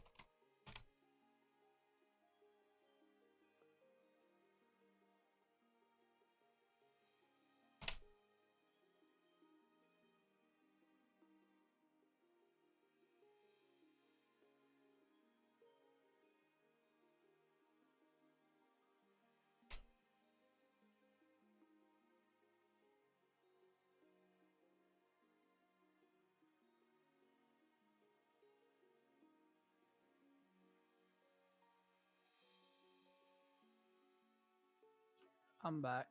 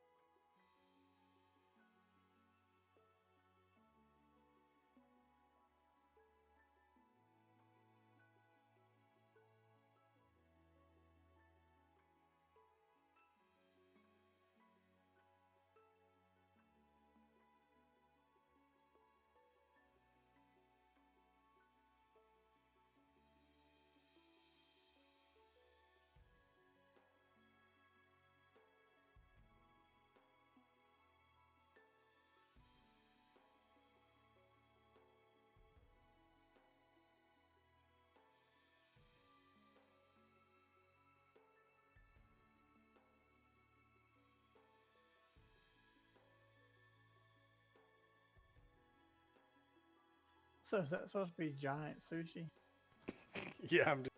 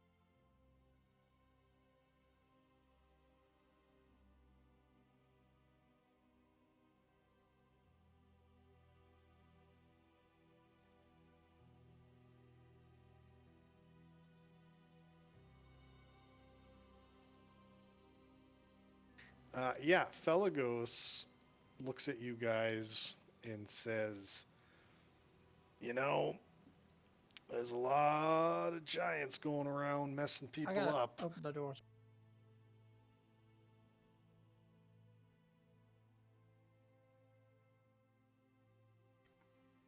Did What that have mean you seen? I've seen hill giants going around and ransacking communities, killing people, taking all the food out of the warehouses. There's one particular giant, fat as a cow, trying to eat herself to death. I've seen fire giants come out of great lava and from underneath the mountains and are destroying communities. I've seen more floating castles like this one throwing rocks down there. There's many different giants, clans of giants that are just all along the Sword Coast that are just destroying cities and communities. But I'll tell you what, if there's one thing I hate more than a giant, it's a Zentarum. And I hate Zentarum. And that's why when I saw them, and I saw them in your little town of Nightstone, I thought I'd better go back and get those guys before I go get them. What do you say? So I'm gonna ask him to wait a minute, and then I'm gonna walk in. I'm gonna yell upstairs to our giant, and Okay. I'm gonna ask him to stop the ship. Uh, stop the ship. Uh, oh, uh, oh, can I slow down first? Yeah, sure, great. Okay. So you hear him. But you kind of catch a couple of the words because you're slowly learning giant, but the tower does not come to a smooth stop. It sort of jangles and jerks, and you guys basically all kind of fall prone. And then after a few minutes, he yells down, "It stopped. I don't think the entities want us to do this though, but it stopped." I'm gonna yell back, "Thanks, no problem. This is only gonna take 2 minutes. Don't leave without us." That long? I, Just gonna keep walking. I mean, Uh-huh. I, I could write a book in that time. Say, okay, only 10 minutes. Okay. And then I'm gonna come out and say, "All right, we have at least 2 days." Let's All right. So he comes near you guys. He holds out his claws, and he goes, I promise I won't hurt you much." Do you climb into his claws? I pushed Zero in first. Why am I going first? I just want to kill this thing. I'm gonna say, I don't know, but the view would be so much better from on top. Could I ride on top? But I can't guarantee your safety from up top. At least this way I can hang on to you. I go ahead and get in. And he looks at you and he Yeah. goes, "And I ain't getting no saddled up like your horses over there." All right, yeah, no, I'm gonna crawl in the claws because I've seen him fly. Yeah, Okay. agreed. So he grips you tightly. It's a little uncomfortable, but it's not painful. And he takes off into the wind, starts flying. It's a little nauseating as he's flying, and he's kind of swooping and circling. But from the air, very hard to hear him. And he's trying to keep his voice low. He goes, "There they are down there on horses." Let's see. He goes and he points them out, and you can see there are 1, 2, 3, 4, 5, 6. There are 7 of them, 7 humanoids riding horses. The 2 in the front and the 2 in the back, they seem like they're armored humanoids. They're wearing, let's see, what are they wearing here? They are wearing splint mail, and their horses are armored as well. So they have war horses. And then the 3 horses in the middle of the pack are regular riding horses.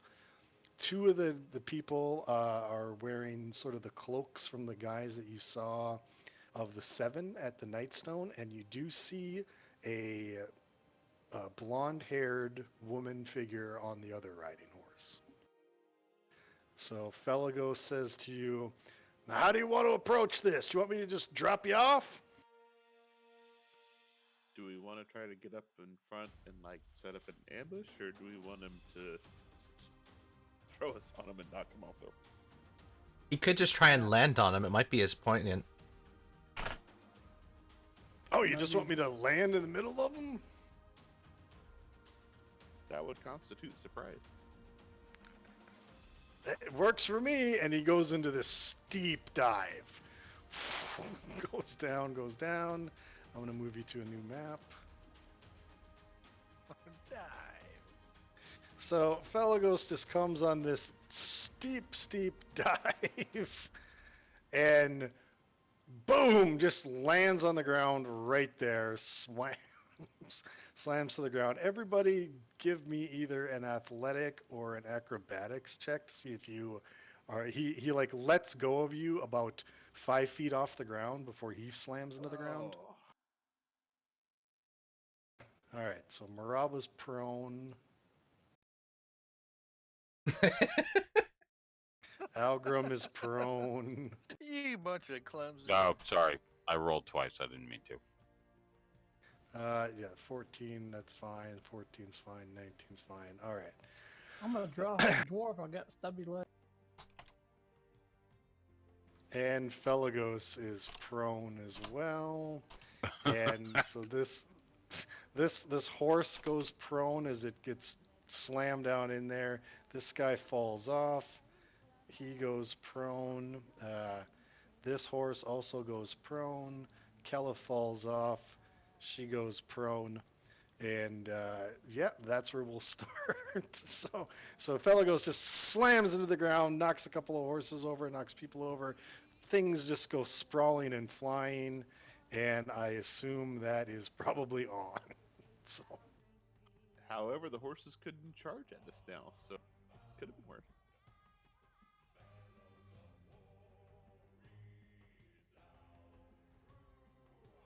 Wow. Oh, almost. I didn't click on find token.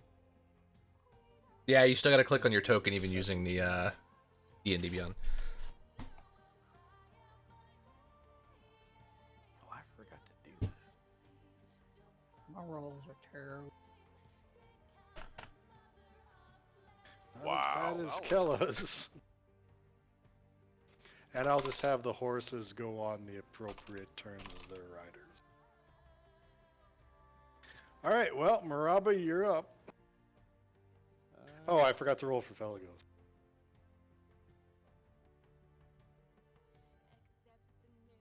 And he's pretty Jeez. terrible too. Oh my god. All right, Maraba, you're still up. So stand up for half my movement. I think it's 15 feet, but yeah. Yeah. So, well, just half, but it's only. Yeah, it's 30 half feet, movement. so- yeah. Then I guess this is the only one I can get to. So from 10 feet away, I'm gonna swing at the right. Okay.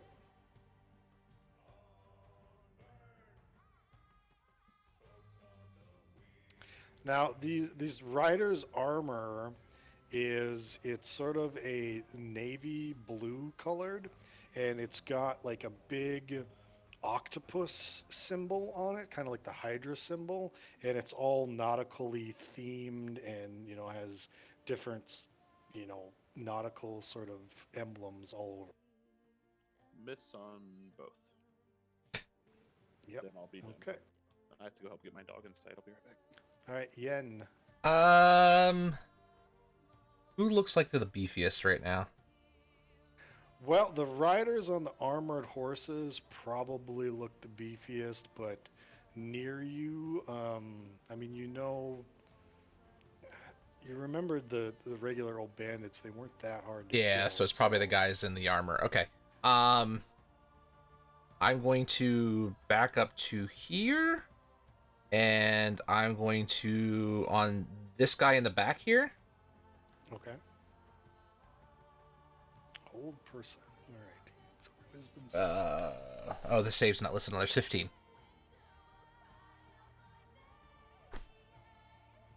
God damn it! Damn it. Nice. Hot DM tonight. Yeah. All right. Isn't that every night though? Anytime I cast a spell, yeah.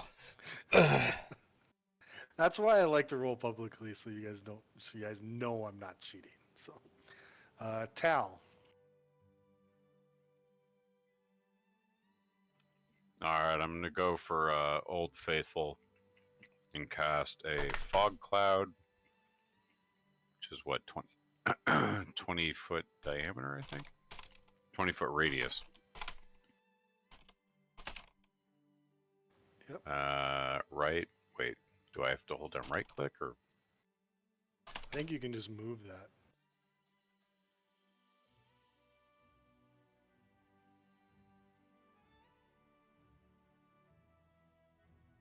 Yeah. There we go. Okay.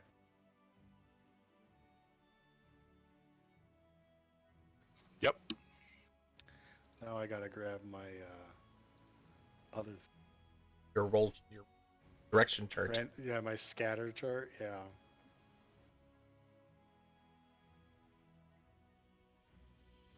All right, Zir. What? Any movement, Tal? Oh yeah, and then I'm gonna run over toward this bush or tree or whatever it is. Try to like get a little cover. Okay. Zir. I seem to remember my buddy Kella backstabbing the shit out of me. And,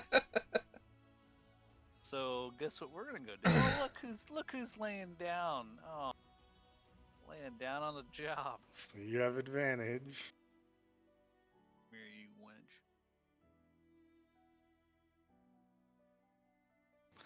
Yep, that'll hit. And 27 crit. Damn. Yep. Take it, lady. Oh man. And I'm gonna spend a keep and use flurry of blows on her too. Let's just put her down. 26. Jesus. Yep. Oh, Holy jeez. shit. You know what? Yeah, you did. You silly bitch. You I will just- teach you to back Yeah, you just went up and just stomped her. Now you can't question her. So. But I get to study her corpse. All right. Well, so the veterans. So since he doesn't have to worry about a dead body anymore, this horse just comes and tramples on Kella's body. Wasn't he coming out of the? He was in the fog. Oh, you're right. As funny So- as him trampling her body is, but Yeah. So 7. So he goes straight down. Bumps into that horse there. And you hear him yell out, where are they? Where are they at? And you hear another voice yell out, I think they're over there. And so he is going to, Curse my eyes. let's see. Yeah, he's going to shoot a crossbow in a random direction. 4. Okay, so he's going to shoot behind him. There's no point in making that roll. The other guy in the moves 6, so he moves this way until he gets out of the fog. So that was about 20. He can move another 60 on this whole.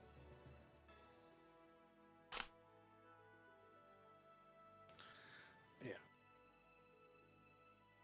It's going to come right up into there. So the horse did a full movement. We'll try to attack the prone Arzek. 11, I think, is going to miss. Yeah, I have an armor class 18. Yeah, and then the veterans. Now, when they're on horses, they're straddling it, so it doesn't matter. Like, you don't have to be in right next to them. As long as you're able to attack the horse, you're able to attack the rider. That's how I'm going to rule this. So you don't have to, if you're over there, you can still attack the rider. So he's going to attack you with his longsword. 13, I think, misses. Oh no, it's you're prone actually. It's 21 and 24. I called the wrong on the hooves, but I will call the right on this longsword.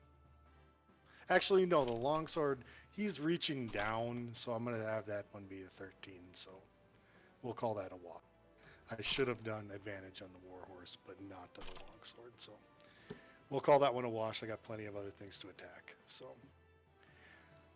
This warhorse moves up, attacks Maraba. I'll do it right this time. 20. I think that's going to hit. That hits. And the sword, 17. Also hits.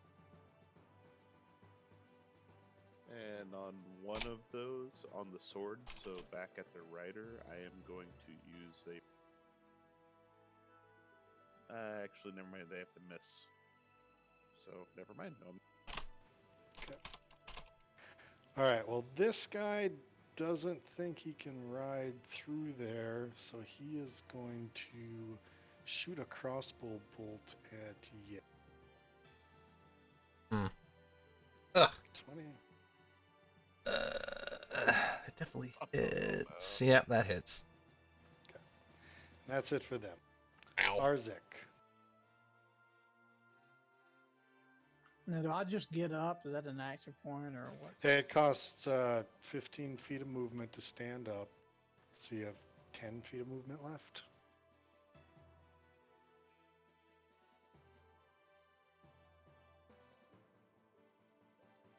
I'm going to. Once I can find it, I'm going to cast Spiritual Weapon. Okay.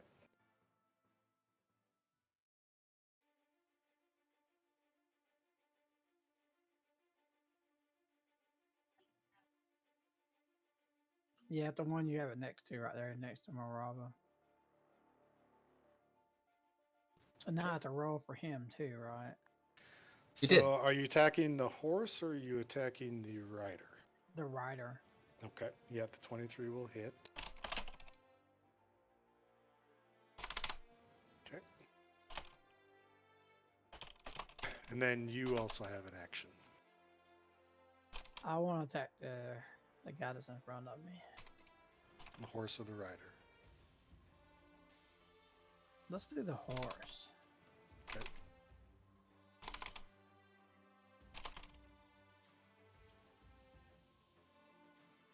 Oh man, I closed my thing. Oh.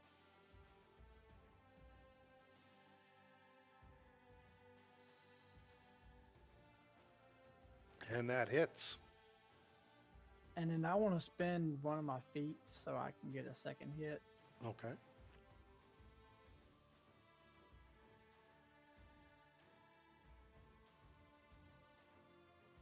The one thing I do miss on the cleric is that awesome. Oh, the Hammer of Doom. I did more damage with that stupid thing than any spell combined last game. I think you have more kills than anybody else. Were you going to make another swing, Algrim? Yeah, I was just reading it to make sure I did it right. Yep, and a 17 does hit. And that horse is bloody and wounded. And I'm going to have the veteran make a dex save. And he falls off from the damage. Yep. Now, does he fall prone or? Yeah, he would. Yep.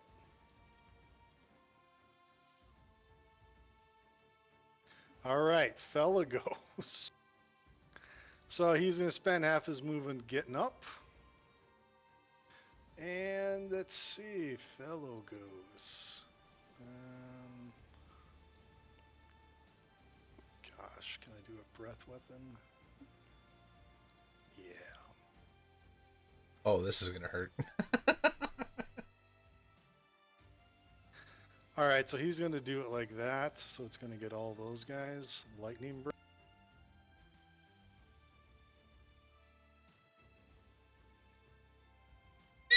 Jesus.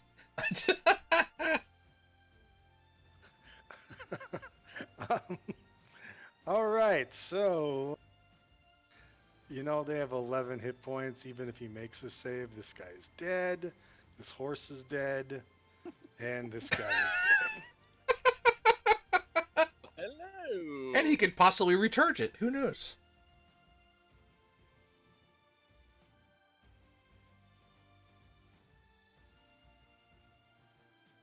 Okay, Lush and let's see. Nah, he's not gonna move. Those guys are both dead, so they're out of the. Kella's dead. She's out of the fight. We're back to Maraba. I'm gonna turn around and go, how am I supposed to compare to that? And then swing.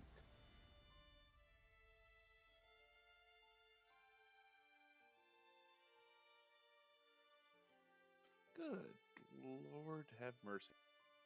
Flanking with. Oh, never mind. That's not a. That's the hammer. I'm wow. Wow! Oh my god! That Didn't, was um, awful. Didn't we count the hammer as flanking last time? Yeah, but Especially he's- since your crit was amazing. It's too bad it wasn't a crit. But he would have to be in. Nah, yeah, no, I'm not gonna count it. I'm not gonna count it. Shit. It would have to be here. Yeah, it's technically in the middle of the horse. Yep. So no, doesn't count. 2 whiffs for Maraba, and I swear by next time I'm gonna have a critical fumble check. Any movement, Maraba? Nope. I'm good. I'm just gonna sit here and We need mod to roll for you. That's all it is. we're having that discussion right now on Discord. Yen. All right, I'm gonna move back, and then I'm gonna fire Eldritch Blast at this guy. Okay. Maybe. There it goes. 26 or 23. Yeah, that'll hit for 11. Okay, it slams into him. Seems like his armor got most of it. He's not even bloodied yet. Of course not. Tal. All right, I am going to do possibly the most entertaining spell I've seen in a while. Snillock Snowball Swarm. I like that. Okay, I've never heard of it. You're gonna have to Right tell me here. about it. So it's basically a flurry of snowballs erupts from a point within range. So basically, everybody who's within 5 feet of that point, so the surrounding, basically is going to take. So They like have to that? make a Dex yeah. So a Dex 15 save, and then it's 3d6 or half on a save. Okay, so yeah, you want to get, and let's see if you. No, that's not going to work. Yeah, okay, that's right. All right, so 2 Warhorse dex saves.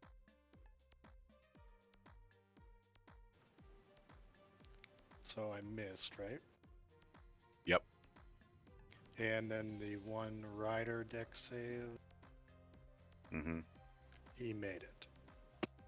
Okay, so he takes 6, and the horses each take 11. Okay.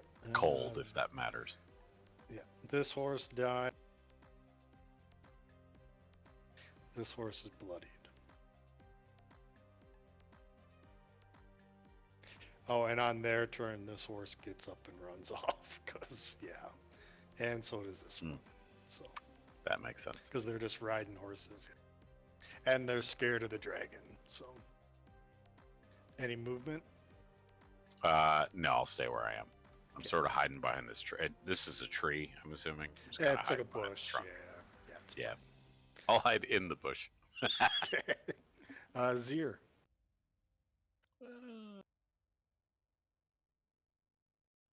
I'll move down some.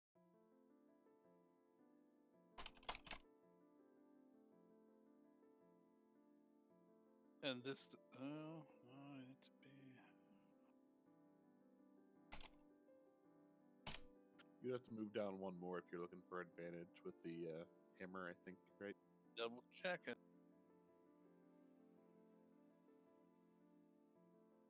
Yes. Oh, to And that punch will the apply horse. to the rider as well. You want to punch the horse or punch the rider? Please punch the horse. We're gonna punch the horse. Can't do an Arnold. Yeah. Let's leave this place. Ridiculous animal. Yeah. So you're punching the horse? Oh, Yep. punching the horse right in the face. All right. So, yep, that hits. He's bloodied. And that hits, and it is dead. Not so high and mighty now. I mean, the rider get knocked off. Yeah, rider gets knocked off. Let's roll for a direct. One is He's going the wrong way. back that way, right? Yep. Sweet. And he is prone. Anything else?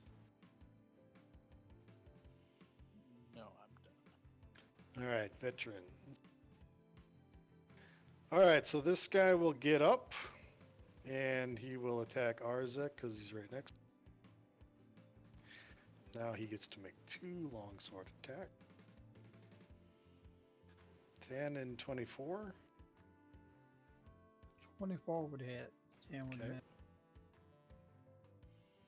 This guy back here gets up, so he's only got 15 feet.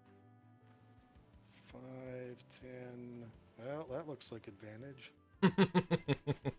So as soon as he steps there, I'm now going to use. He just stepped within my range, so I can now Okay. do a reaction with my new, and I can attack at him too. So I'm gonna swing before he. Even with advantage, his 2 swings missed. So Nice. Let me read what I get for using the feet here too. Which ability is it? I'm going to use a combination of using a glaive, and then I also have sentinel. But Oh, okay. the, Yeah. the movement's not going to matter because he's already where he's going. But I just get a swing, and then his movement drops to 0. There we go. yep. All right. Yellow. So 14. Yeah. And his movement's already 0 because he used it all. So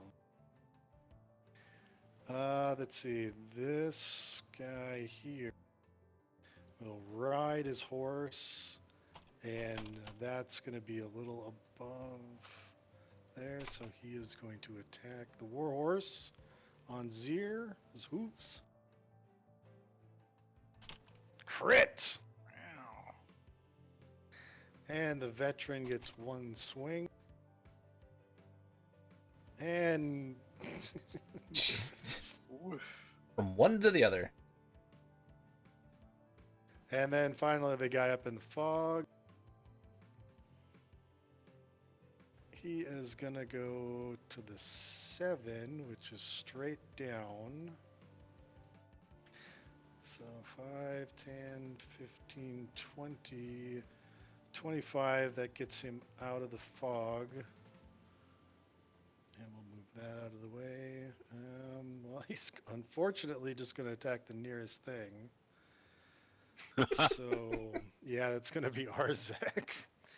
The Warhorse didn't get to see its opponent, so I'm not going to have him attack, but I will have the veteran attack. And he misses.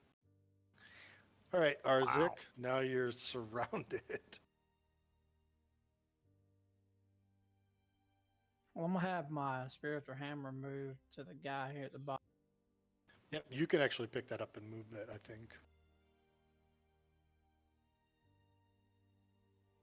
Yeah, it almost acts like its own character now. In your turn, its Yep. actions are completely independent of yours.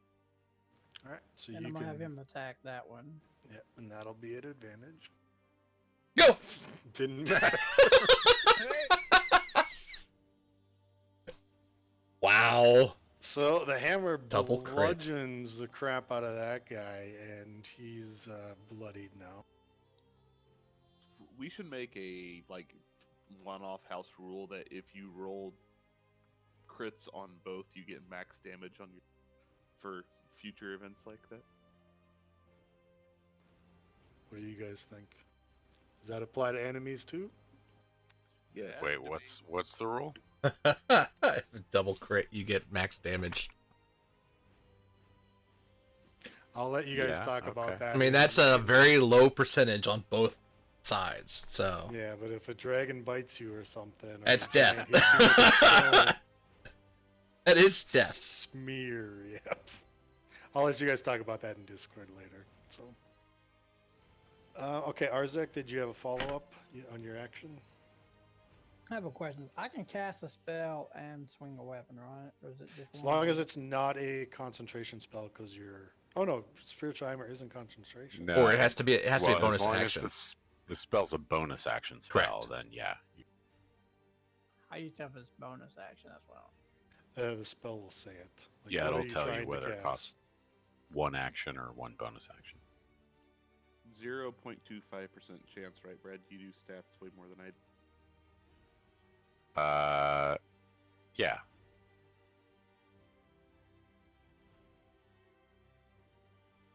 Right, I'm gonna use Word of Radiance. So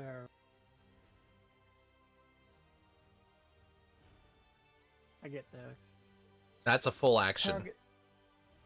Yeah, I'm not gonna do the other action. I'll just do the one. Okay. Do this once I can hit 3 That's characters. a good. Yeah, that's a good one, anyways. So I'm gonna aim for the horse and the other 2 guys. It's beside everything me. within 5 feet of you. Yeah, so that'll hit everybody. Yep. Okay. Because remember, I'm considering the rider to be anywhere on Did I do this. that right, or I didn't Yep. do that right? Did I? Yeah, you you did. You just rolled really bad. I did that last night and actually killed somebody. Yeah, because you rolled. You can hover over the 1 and it says 1d6, and you rolled a 1. So, all right, Warhorse Constitution save. Failed it, so it's going to take a point of damage. 3 veterans.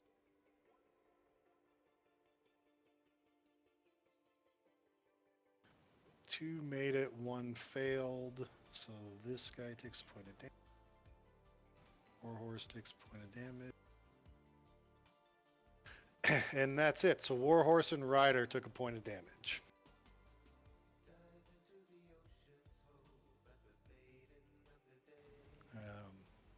I don't think you're going to move because you attack of opportunities, but I'll ask you anyway. Yeah, no, I'm not moving. Felagos, let's see if his breath weapon recharged.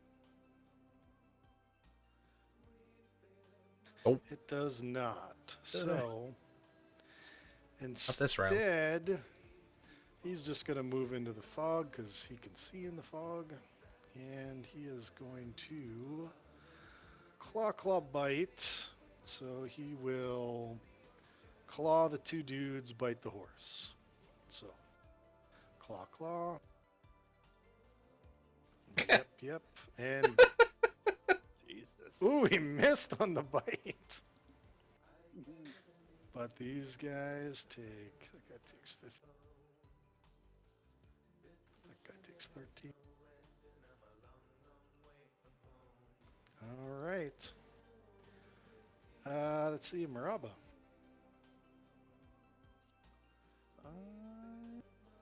I'm going to assume between the. Actually, no. I'm going to stand where I'm at because I have reach and attack the one that's bloodied on Arzik. Okay. So the dragon has blind sight, if anybody's wondering why he can see. Good. Wow. Mod, we need your rolls. You really And should just there's a hit. Yep. should have just moved up into the space with the hammer. Actually, here, hang on. My turn's not over yet.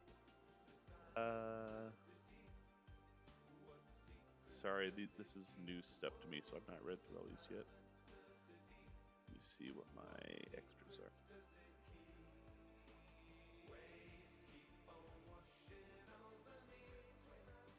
Oh, your martial abilities? Yeah. Yeah, you can apply the map.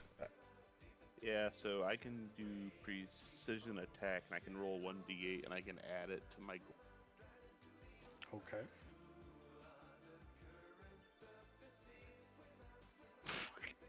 Nope. Level's not gonna So I think we'll just Oh, go to man. the end. Oh my god.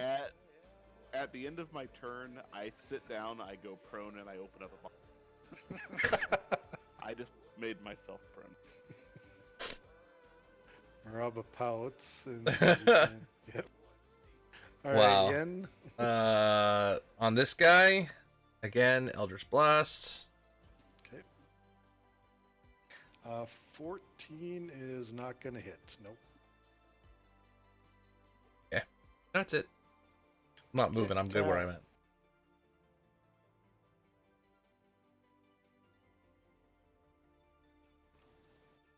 Talcanor.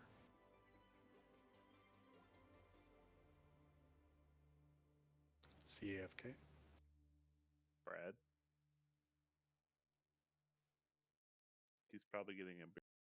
Okay, we'll come back to him. Seer. Nope. I'm Oh, sorry. there he is. Okay. I don't know what happened. I was talking, but it wasn't going through. Are the dudes around Arzek in like metal armor? What are they wearing? Yes, they're wearing splint armor. Okay. book. I am going Yes, to. it's metal. Yeah. Yes. Yes. Cooking book. Although I don't have heat metal. I wish I did. Oh! I know. I'm And not druid. that cool. Ardent Druid. Um, Some clerics. Cooking so book. what I'm if only I could. I wish I could. The dude that's in front of Arzek, I'm gonna do lightning lure on him. So I'm gonna run Okay. within 15 feet. So step forward, and then that is. I mean, I basically like throw a lash at him. He has to do a strength 15 save, and then I also roll 1d8 for damage. And if he fails to save, he gets pulled 10 feet toward me. Well, looks like he made his save. Son of bitch. All right.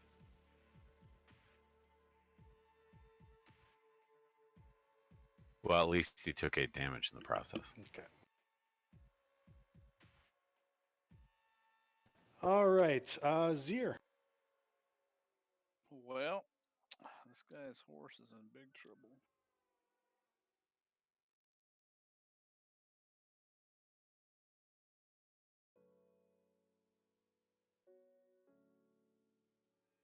$13 will hit the horse. Yep, for 6. It's not quite dead. That will kill the horse. Rider falls off. 2. That Right on is top of me. right. Yeah. Jump! So I'll we'll catch push him. you. We'll push him right there. Since he fell right next to me, I'm gonna spin a key point. Yeah, and he's prone now. Ooh, I made it. 16 hits. Because you have advantage because he's prone. That's it. All right, the veterans. So this guy's going to stand up and attack you twice.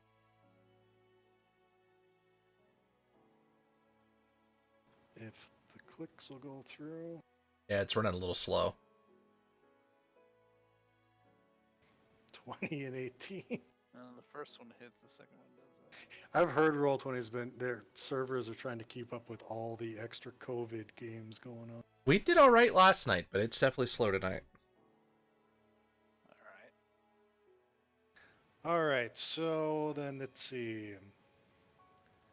Wow, so these two guys up here are right in front of the dragon. They are going to attack Felagos because dragon way more scarier than Arzek.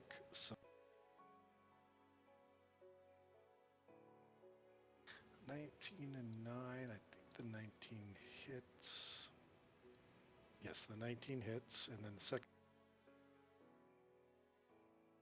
misses. The last guy, this guy here, he is actually he's going to stay where he's at because he's got advantage on Arzek. So he's going to attack Arzek at advantage. 8 and 8 misses, but the 25 will hit for Yowza. 12.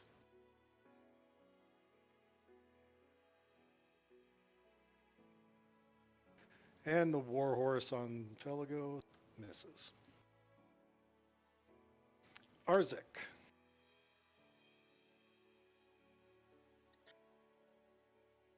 Give me just a second. Trying to think what I'm gonna do.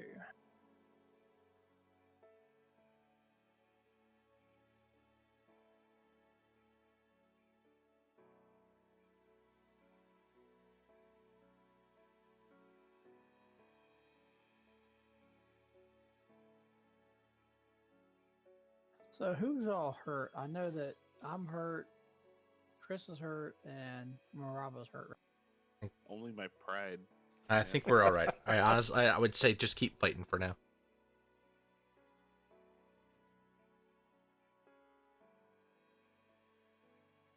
Then I have the hammer hit the guy that's hurt. Okay. With advantage. 17 will hit that guy for 11. Not quite dead, but he's almost dead.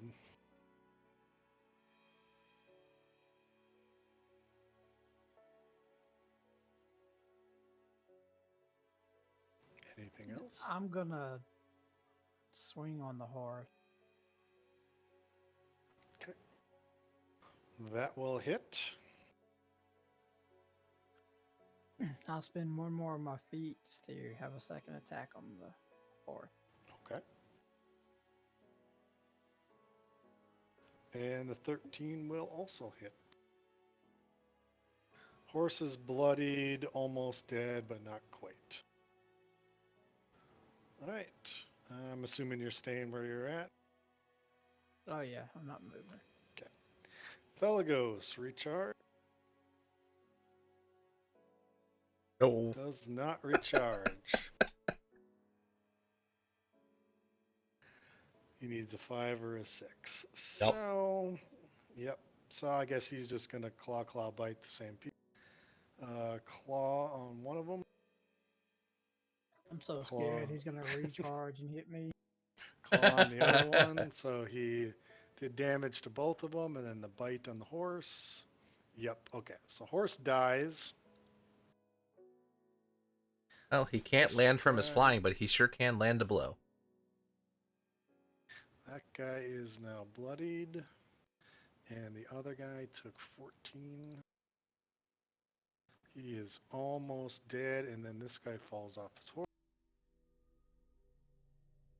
And the 3 direction. So he lands right at Felagos's feet.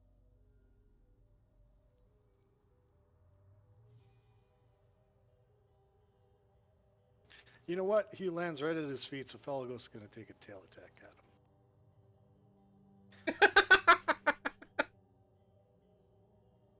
at him. Okay, Maraba. I will stand up and stop pouting for a hot minute. That didn't Move up. kill that guy? No, it didn't. Move up one so I can get to both. I'm going to start with the guy on the south. Okay. See if I can redeem myself. Yeah, these guys in armor are tough. That hits, Yay. and that will kill that guy. All right, I'm gonna use my bonus, not my bonus action, my action surge, full attack on the guy. Okay. That misses. I'm gonna add a D8 to that. Okay. That will hit. Then go to the damage too. So it's the Yep. attack roll in. Okay. And that'll kill that guy. And I cannot actually. If I get to there, does that count as 10 feet? I believe so.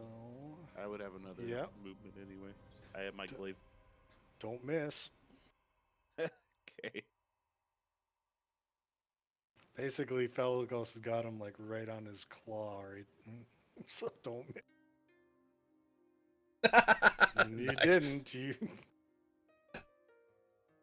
That was close, human. Ah, I just look and give a big toothy smile. Very palpable hit. All right. So that guy's still alive, though. So Oh. yeah, he's not dead. Okay, I feel a little bit better about my night now. All right, Yen. Alright, can I hit this guy this time? Yep. Thank you! All right, 23 for 10. Yep. He is now bloodied. Is that it? Uh-huh. Okay, Tal. yeah. So who's how much now? So this is just these two There's guys? 2 guys Yep, left, yeah. it's the one guy underneath Felagos' claw Okay. and the guy next to Zir. I am going to just do magic missile as a second level, 2 each. Okay.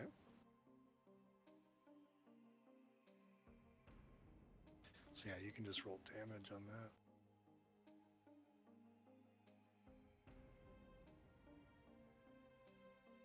So so the first guy takes 8, the other guy takes 7. Okay, what is the guy underneath Felagos? Is that the 8? That's the 8, and the other one's 7. Okay. They both yet live. Oh my god, so much. Zir. Well, we'll take care of one of them, hopefully. Hey, little buddy. 16 misses. That doesn't- 26 hits, yep. He's still alive. He is still alive, yep. These guys are tough. Yeah, these guys are tough. Spin another key point. And miss anyway. Miss again, yep. All right, veteran. The one on Zir is going to attack you twice. They both hit. And then the one underneath Felagos is going to try to dexterously get away. And he does not, so he's stuck right there. Yeah, I'm going to say he tried to make an escape, and I'm going to say he's pinned underneath his claw right now. So, He is caught by the nail on the dragon. yes, all Bilbo Baggins style. Yep. So, Arzek. We'll send the hammer down to let me how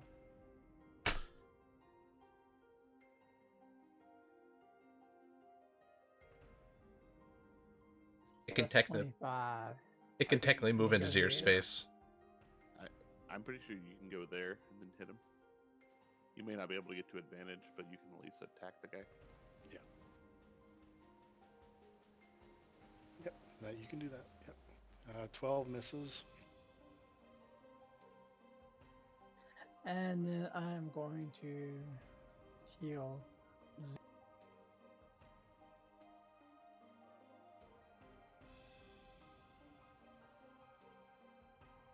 I'm just picking which one. 60.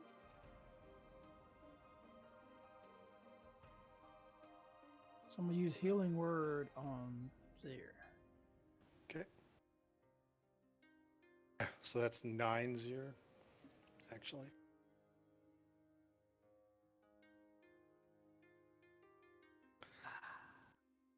Any movement, Arzek?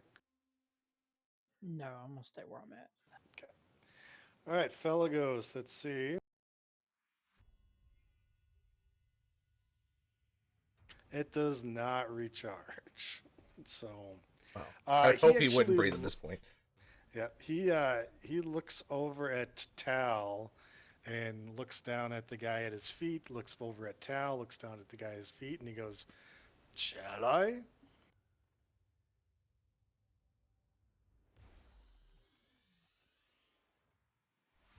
I just yell out yes. Okay, Master Dwarf. Yeah, he's dead.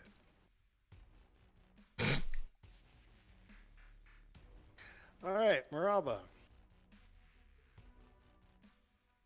I will go down, get advantage. How do you have advantage there? You're gonna give advantage of the guy on Zir.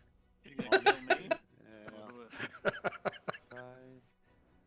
That's a bush. Wrong side. Yeah, difficult terrain, but you had the movement, so.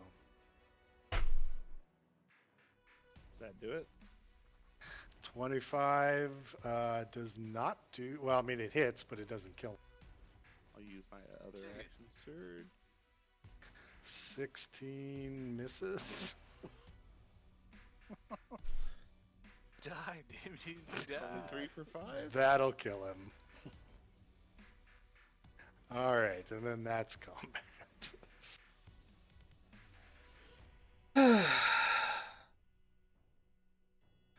All right, well, you left none alive, but there are two. If you kind of chase them down, there are two more horses.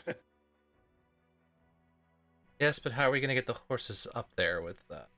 That's a good question. No, it's okay. Let's see. There was 4. There's basically 7 people total.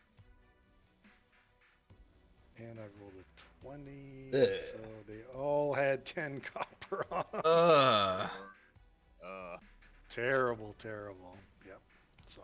So as I said before, the guys in the armor, they're wearing this unusual sort of dark navy blue splint mail, which has all this like a sea motif on it. It's got like krakens and octopuses and sharks and very like anchors and things like that. So it's a very nautical themed armor. If you want, you can make, I would say, either a history or an intelligence check for kind of like heraldry. Ugh, Jesus. I was gonna say, can Yin do it, and we can assist the intelligence, Ah, or are we all doing it? Yeah, and everybody can, yeah.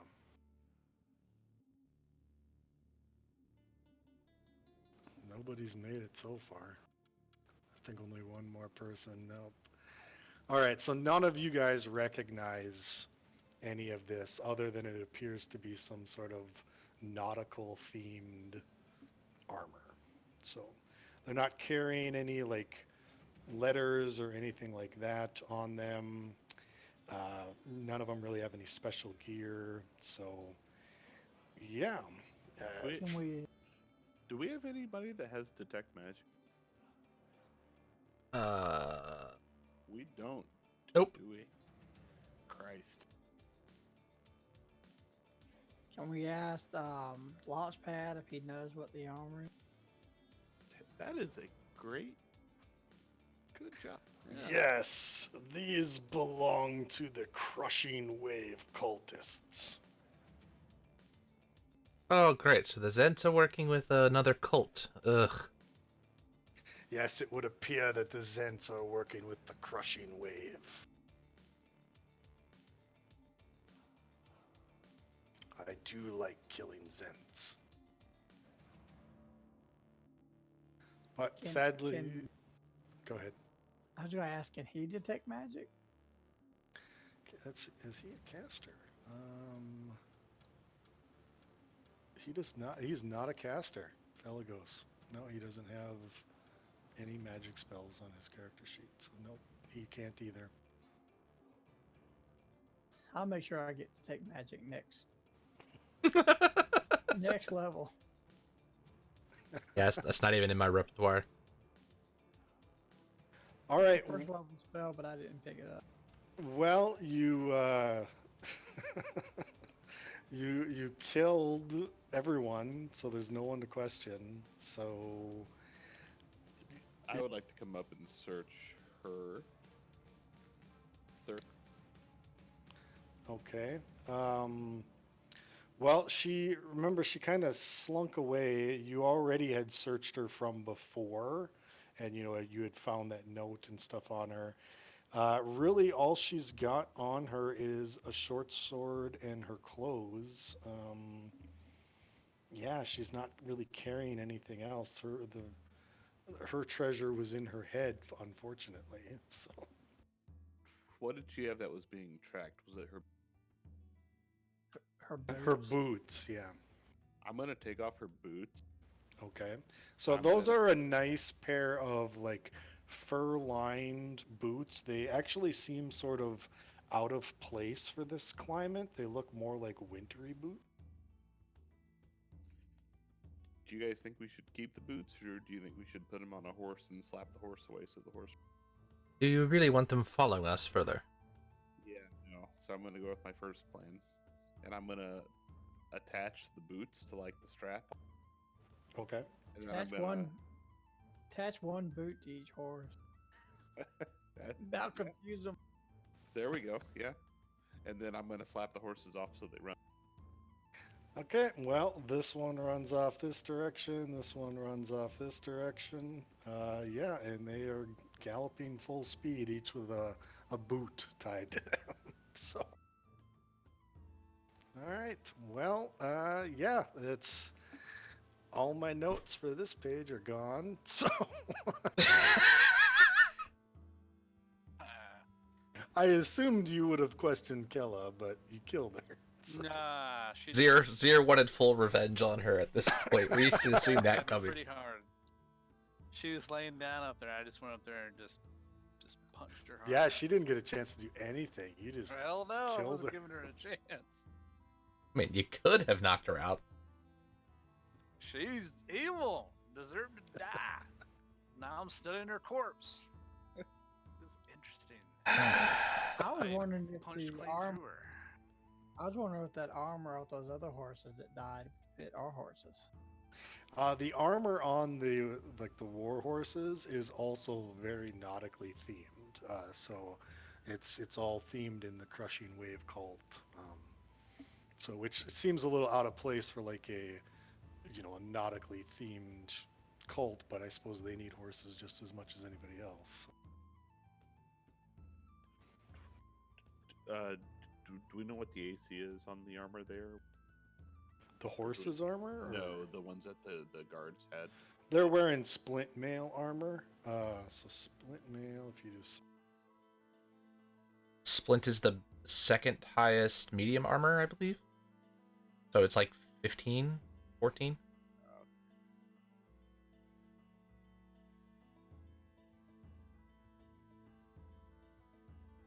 I have on basic chain. Oh, no, I'm thinking scale. Hold on. That's it. That's 16. So Yeah, I think that's. Yeah, I have chainmail on too. search function isn't working well. I'll just look it up. Splint is 17 AC. No bonuses from anything else. So it's a second highest behind plate as far as heavy armor is concerned. I will take a set of that. Then. Does require Alright. strength 15. Yep, I'm good with that. Yeah, Okay. I think I would take a set of that too, and I have a strength of 17, so I'm good with the strength too. All right, so it'll be splint armor and just, I guess, make a note next to it: Crushing Wave. Is it something we need to investigate overnight? What do you mean? We need to see if it's magical on what I'm getting at. I mean, you certainly can inspect. I'm just saying that, the armor doesn't just look like generic armor. It looks like this dark blue, sort of nautical themed armor. So, and they were all wearing it. So that's why I'm just saying that you'll be wearing the Crushing Wave splint mail. So you could certainly take it. I just wanted you to make note of that. So.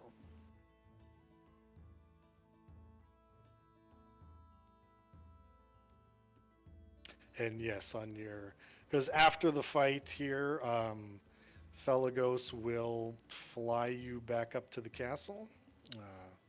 So if we're done here, I'll just go back up to the tower here. So he flies you back up and says, "Well, I'm off to find more giants wreaking havoc. I will be looking out for you, so watch for me. And remember, even though you're working with giants, dragons are your friends too in this affair. Even as much as the chromatic dragons, they hate the giants just as much as we do. Remember that always." So, I don't know. Do you have any final questions for Felagos? Nope. Okay. Well, then he flies off. And you are back at your tower here. So, and then, yes, the rest of the day is uneventful. You can get a long rest in immediately because you're traveling 26 days. This is only like day 4 or day 5 actually. And About how long were we gone, Caleb? Do you have any? couple hours. Okay, I'm gonna walk back inside and go. Hey, we're back. That only took a couple seconds. Couple of seconds. You were gone 4 hours. What? I'm pretty sure 4 hours in his time is like a year, isn't it? Yeah. Like I said, he's a little eccentric. Yep. It's fine. Start moving. Extra sentences for you tonight. So you got to do the whole Bart Simpson thing tonight. In Giant. 50 times on the blackboard. Could be worse. All right, so during your long rest, you can get all your hit points back. You get all your spells back. You do inspect the armor. You don't believe it's magical. It's just regular old split mail. It's just decorated in Crushing Wave patterns. So How do you? I was going to ask, is it at all possible to remove the extra patterning, or is it like, well, it's like it's not possible to remove it because it's like built into the armor. It's like part of the armor. Okay. So it's like sort of decorative armor. Yeah. Pounded in or molded or fashioned in a way that, yeah. I mean, you can take off some of the stuff like on the arms and the shoulders, like, the anchors and things like that. But the big, like Hydra symbol octopus in the middle of the chest plate, you're not getting rid of that. got it? I have one quick question. How do you add that armor to? I could add it to D&D Beyond, but how do you add it to Roll20? You search for splint armor, and when that pops up, you just grab that and drag it onto your character sheet. And then you might have to click later on equip. I can help you out with that later. Oh,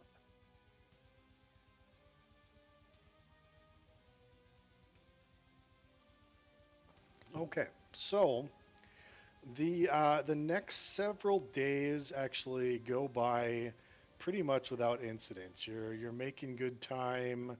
Zephyros says that you've been traveling for about 3 months now, and in reality, about 10 days later, you have another encounter. So on your 10th day of the journey, you spot 9 very thin and lightly armored humans riding giant vultures. They land atop the cloud, whereupon the humans dismount. All of the riders wear steel helms that cover their eyes and resemble stylized bird heads. One of them is equipped with a shoulder bag adorned with a smiling face. So,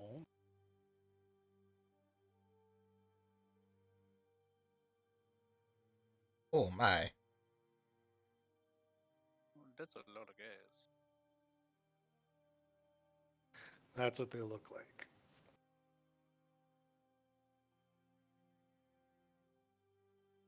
They have the same haircut as Tal, so we just send him out. Ooh, good point. And it's this guy right here who kind of looks a little different. This guy here and this guy here look a little different than the other guys. Either, it's got the hooded figure on the icon, but they actually have more decorative armor than the other guys do. So they land outside. What do you guys do?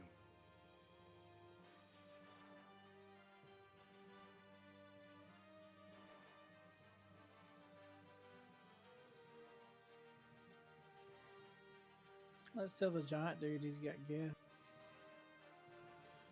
Do you know who these guys are? Oh, what? More guests? Well, I didn't invite any guests.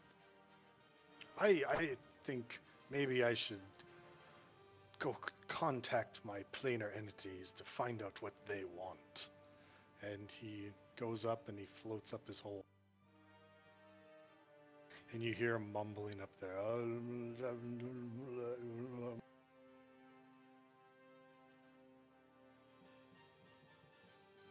I can we might as well walk out and find out who they are. And he's contacting the other plane, which means he has to make an intelligence saving. Oh boy. And he made it. Okay. So while he's doing that, what do you guys do?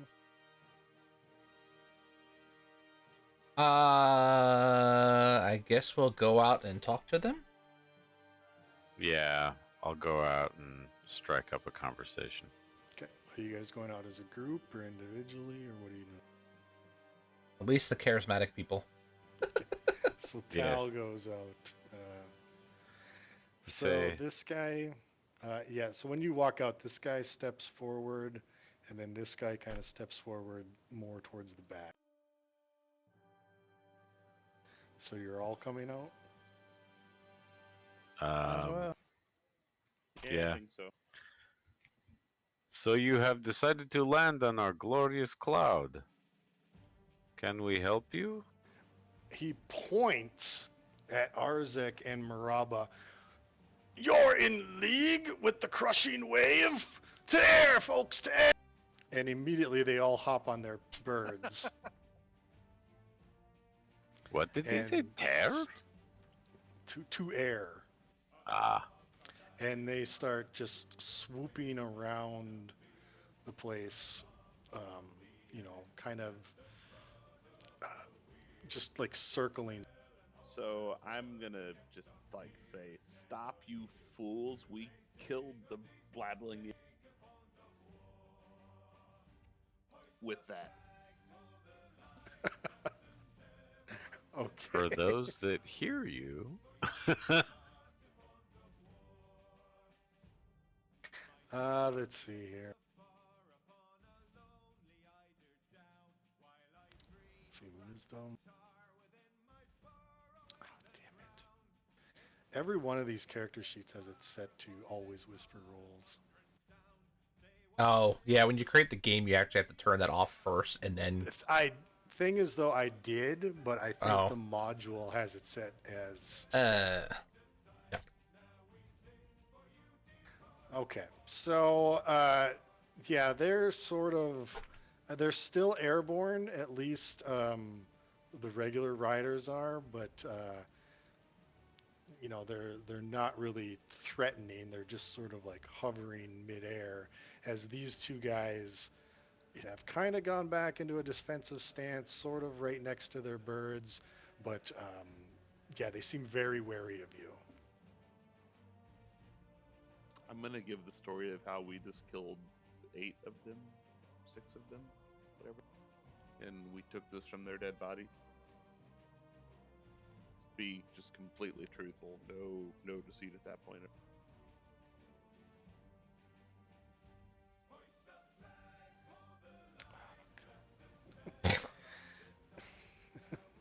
Well, yeah, he wants to believe you. What I can't remember the last time that a dwarf was seen within the crushing waves, as he points to Arzek. But you, human, I'm not quite sure I believe you. What gods do you pray to? Any god that smites my enemy. You don't talk like a crushing wave. You, dwarf, what gods do you pray to? You know, I just forgot the name of like Hecate or something like that. It's the god of ale and battle. That sounds dwarven. I will believe you for now, but you should know that you wear a wretched, evil armor, and you are not welcome in many communities. I don't know why you would don yourself so. It is why we are here, in fact.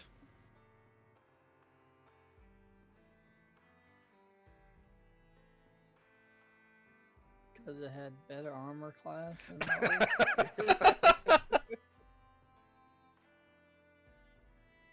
You would don yourself in your enemy's armor simply for a little bit of more protection?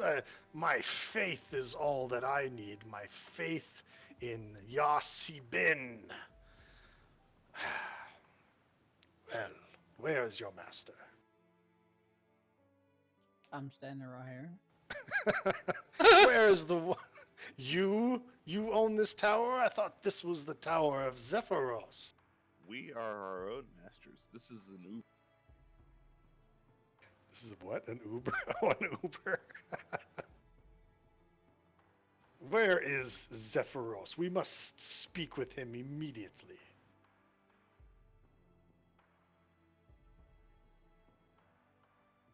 I'll go back in and holler for him, tell him they want to talk.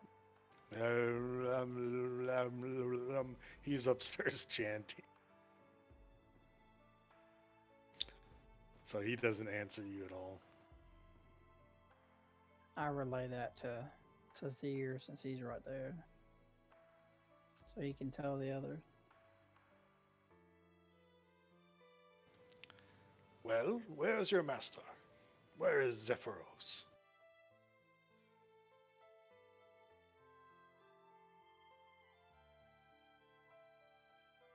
Has a harpy your tongue? I believe he has gone upstairs to commune. I think you'll have to wait until he returns. How long will he be? I don't know. I do not know of his spells and abilities. He has a different sense of time from you and I. 10 minutes. We can wait 10 minutes. So, 10 minutes go by, 15 minutes go by. The vultures and the guys continue to like circle. These two guys start talking to each other secretly, quietly. And after about 20 minutes, they say, It has been longer than 10. Where is Zephyros? We must speak with him. We must make great haste. Why don't we invite him in so they can see he's upstairs? Is that what you want to do? Yeah, that way we got if we have to deal with him, we got 2 to deal with first. All right. Well, we will accept your offer to come in, and they actually yell out some orders to the guys on the birds. Let's see what language is. Can't remember what language do they speak. Does anybody speak Orin? A-U-R-A-N. We'd have to speak primordial to be able to get that. Orange, though, the. Yeah. Well, I'm surprised I don't. Oh no, that's I'm thinking different. Yeah, I don't have that. Okay. Wrong character. So they say something in the the Orin language to their riders, which continue to just circle the place, and they come back and they say, "Know this, deceitful ones, possibly enemies, possibly not. If we do not exit this tower within 1 hour and unharmed, my riders will fall upon you."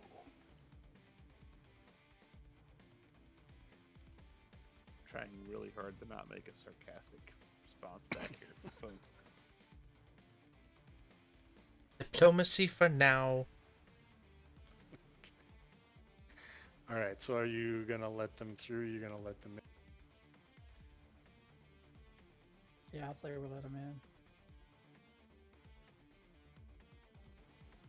Everybody else okay? Yep. Okay. So they come in and they are kind of awestruck, and they look around the place. They look at the chalkboard. They look at your bedrolls on the floor. Where is Zephyros? How Why many is he times- not in his throne? How many times must we tell you he is upstairs commuting with somebody who he uses as references for things? You're just going to have to wait. So he looks up through that ceiling, up there through the hole. Yeah. it will only be 9 more minutes. Just wait. And they kind of confer to each other, and you see them start to cast a spell. Can I do an Arcana check to see if I can figure out what it is? Levitate. Oh, okay. Okay, so they continue their spell. They complete it, and you see them start to float up to the hole. I won't do anything. I might not do that if I was you guys. That's my only one. You're kitty kitty. Okay, so you're just gonna warn them. So I'm gonna warn them. We'll see if they're dumb enough to do it. I Okay. just say good luck. So they get up right to the threshold of where the hole is, and as soon as they breach the threshold, an electric shock shocks them. They fall down to the floor, which is 100 feet. 10d6. Laugh. 10d6. They're dead. Oh. That was 10d. Okay, Holy. 44. Let's see. So Wow. this guy's dead, Clap. and this guy's dead. Thump, thump. I'm gonna quickly drag their bodies out of the way of the hole, so if they look inside the door, they can't. Buy us a minute here. Okay. Well, loot through their bodies and see if they did anything useful before we do anything, Yeah, Yeah, I'm down. Get I a was like, closer I look can't, at this. I can't res them or anything. Don't.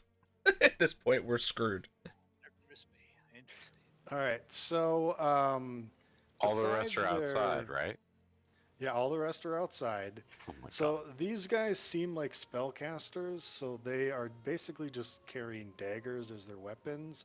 They're wearing leather armor, but the one does have this weird satchel that has like a face on it, and the other one has this small pouch very finely embroidered pouch that is full of this almost glittering powder.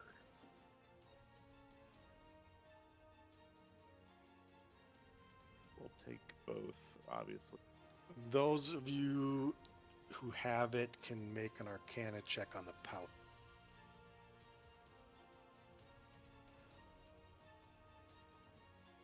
Nope.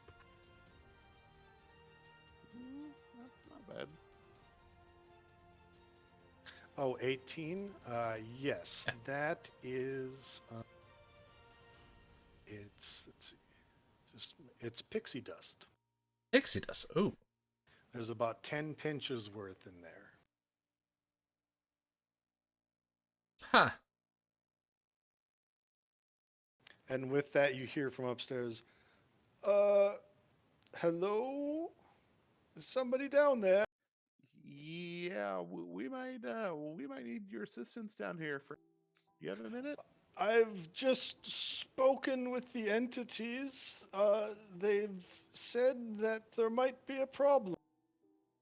Well, We have a trial ahead of us. we have some visitors outside.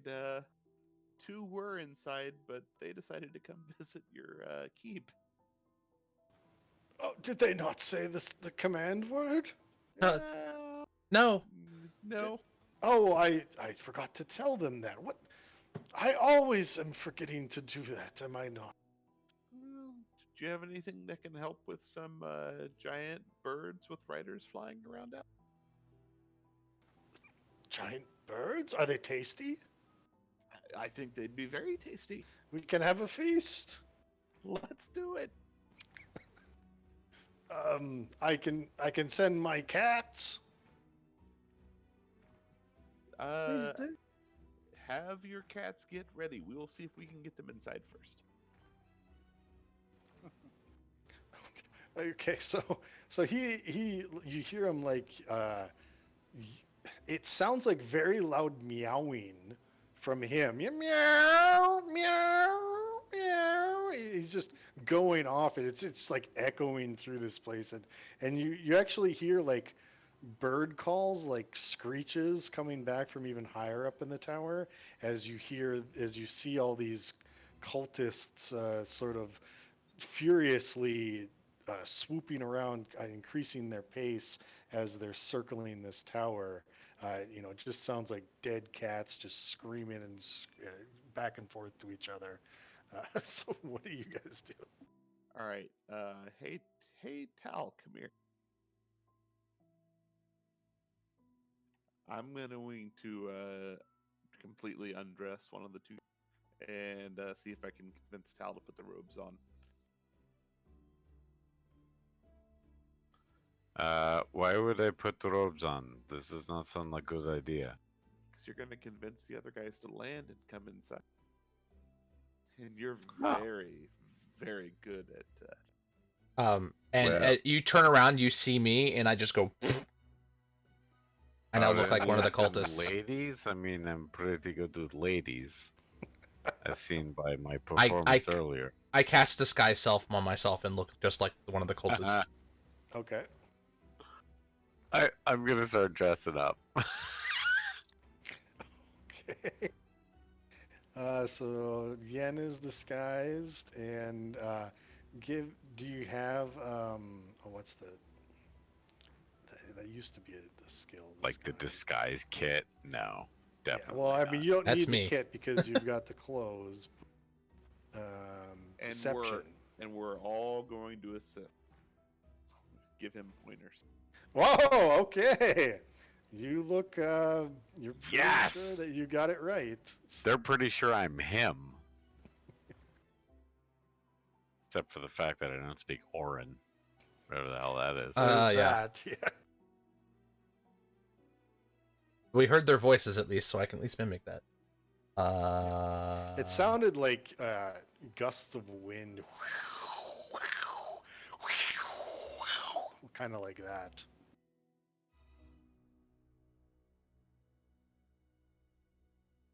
All right.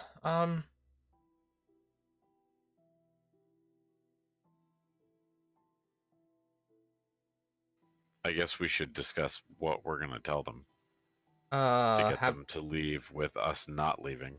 we want them to basically come into the tower and bottleneck them in through the tower. Oh, Guess I what the would goal is. I would suggest not speaking though, because they spoke Orin, and y'all Yeah. can't speak Orin. Use like swing your hand around in a circle and point to attack. Pull out a dagger and have them come in to mimic attacking in through the door, but do it silently, like we're doing this as a secret attack. That's a good plan, and then we will. So we need to move the 2 bodies behind the chalkboard, and then we'll set up an ambush just in. So I'm gonna do it as like a performance tour. I'm trying to like pantomiming the motions of an attack, a silent attack, with my come out there and kind of pantomime this for them. Okay. Same. Okay, so yeah, you can either give me deception checks or performance checks. 25 and 7. Damn. Let's see what they do. Let's see here. Yeah, that was not a good roll on my part. Son of a bitch. Okay, the first one didn't pop up, and so I hit it again. But yeah, 19. So they seem a little confused. About half of them, looking at Talcanor, they start to swoop in. So half of these guys kind of swoop down and land. The other half, you can hear that kind of yelling back. They're like, "What the hell are you doing?" Yin, So- Yin, try it again to do it. So wait, I'm doing the whisper symbol and then pulling out my dagger and pointing in to say attack. All right, I'll give you another shot at this. Oh my god! Wait, hold on. What does my brooch give me? Is that only persuasion? Persuasion, intimidation, and persuasion. Damn it. Never mind.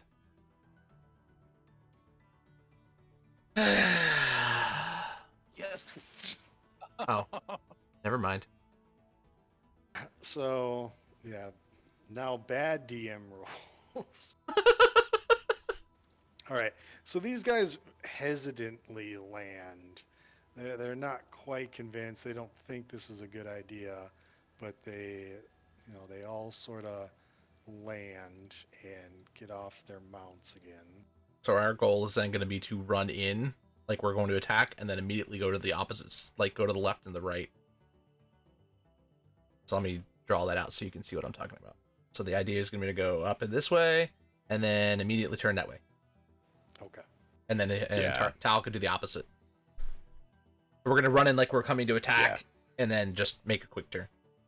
And as soon as they get close, I just turn around and pull out my dagger and just start creeping forward. All right, so I'll see you guys take off running. So move to where you want to move, and they are kind of right behind you.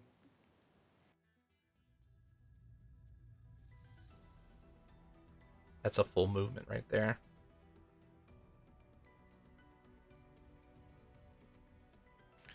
Where were you going, Tal?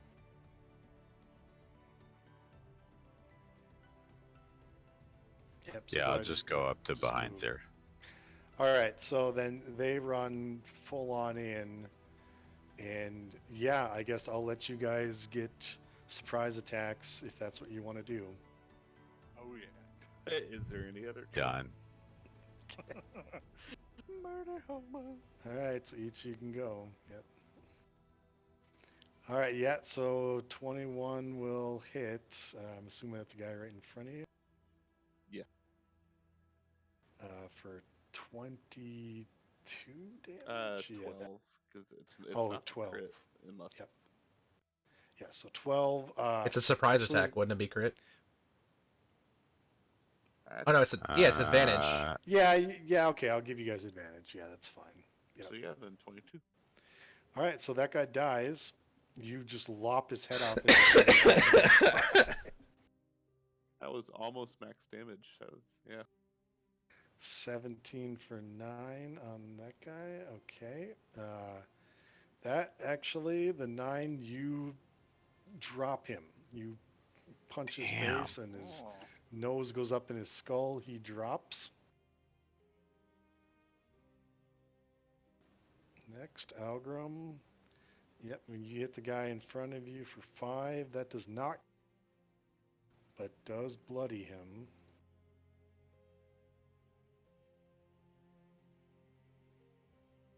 Who has yet to go? All I'm right, going last. I'm gonna run up to here, and I'm gonna lightning lure this guy toward me. Okay. So that's a strength. He has to make a strength 15 save. Nope.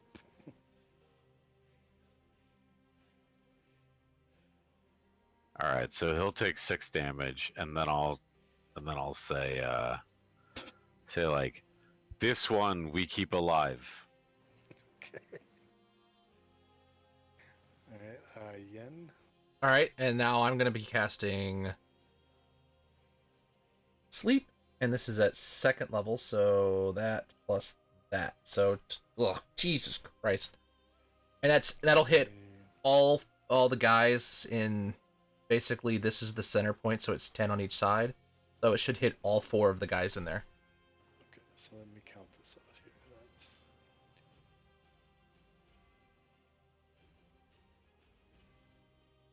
The question is, does that hit us too, or No, it is perfectly set, so it doesn't hit any of you guys. okay. So that guy falls asleep. This guy falls asleep. This guy falls asleep. So only, and is it the top one as well? The one by. No, not him, just the other Okay, one.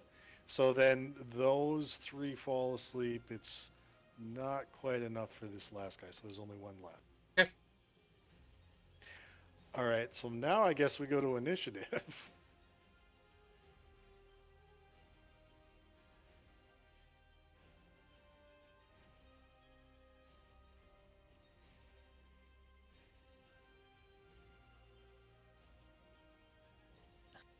I had a quick question about initiative. How do you raise your initiative score? Like I have a 1. Is it- is Dexterity. the way to go up? Dexterity is it, Okay, or you get a, or you have a class that'll increase it. Or feats or some magic items, yeah. Oh shit, it's Yeah, already some, midnight. Like barbarians. Oh, get it is. advantage Crap, on I'm in Central Time. Yep, sorry. I'm sorry. I guess are you guys okay to finish this, or do you just want to stop? I don't think this will take long. I think No.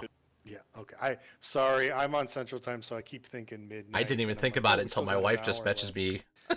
Yeah, I'm sorry about that. I was trying to keep It's track okay. of time. I but- I think we're all so off the typical work schedule that it's All right. Well, we'll finish this up then, and then we'll call it a night. So, okay. So the one remaining cultist, basically yells, "It's a trap!" and he runs 5, 10, 15, 20, 25, 30. on his way off. I'm going to take an opportunity.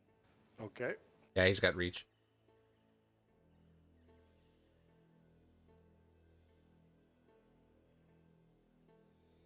How did trip attacks work in 5th edition? Do you have to have the ability? Yes, Okay. which is And then generally we Battlemaster fighters. also- Yeah, I'm gonna use my feat for Battlemaster and add a D8. Okay. So 14.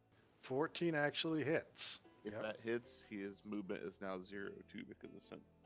Okay. Well, 13 will lop that guy's head off anyway. So that guy dies. The rest of the other guys are asleep. This guy up here gets to take an action. He's gonna just pull out his scimitar and make a wild attack at Yuza. Missing. And then when we're back to Maraba.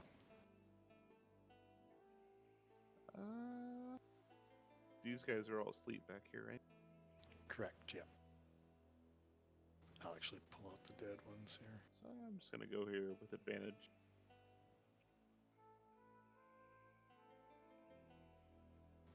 Yep, 13 will hit that guy and kill him.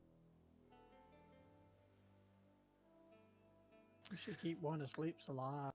Yep. I think that's what Tal was trying to do, but yeah. So Tal, you're up. Hmm. I mean, given that this one is slept, I mean, could we just like knock him out? Yeah, I Kill the mean, others? Yeah. Yeah, they're basically at this point, we can almost be out of combat at this point because they're all asleep, other than the 4 that are dead. So, yeah, I mean, as soon as you sort of touch them and shake them, they're going to wake up. But you're surrounding them. I'll say if you want to restrain them, that's fine since they're Yep. Okay. asleep. Yeah. So I'll take let's us just out of restrain. combat here. We only need one of them, right? I'm gonna look at Zira and say 2 of them are. You can choose. Ah, subjects. I'll take the injured one.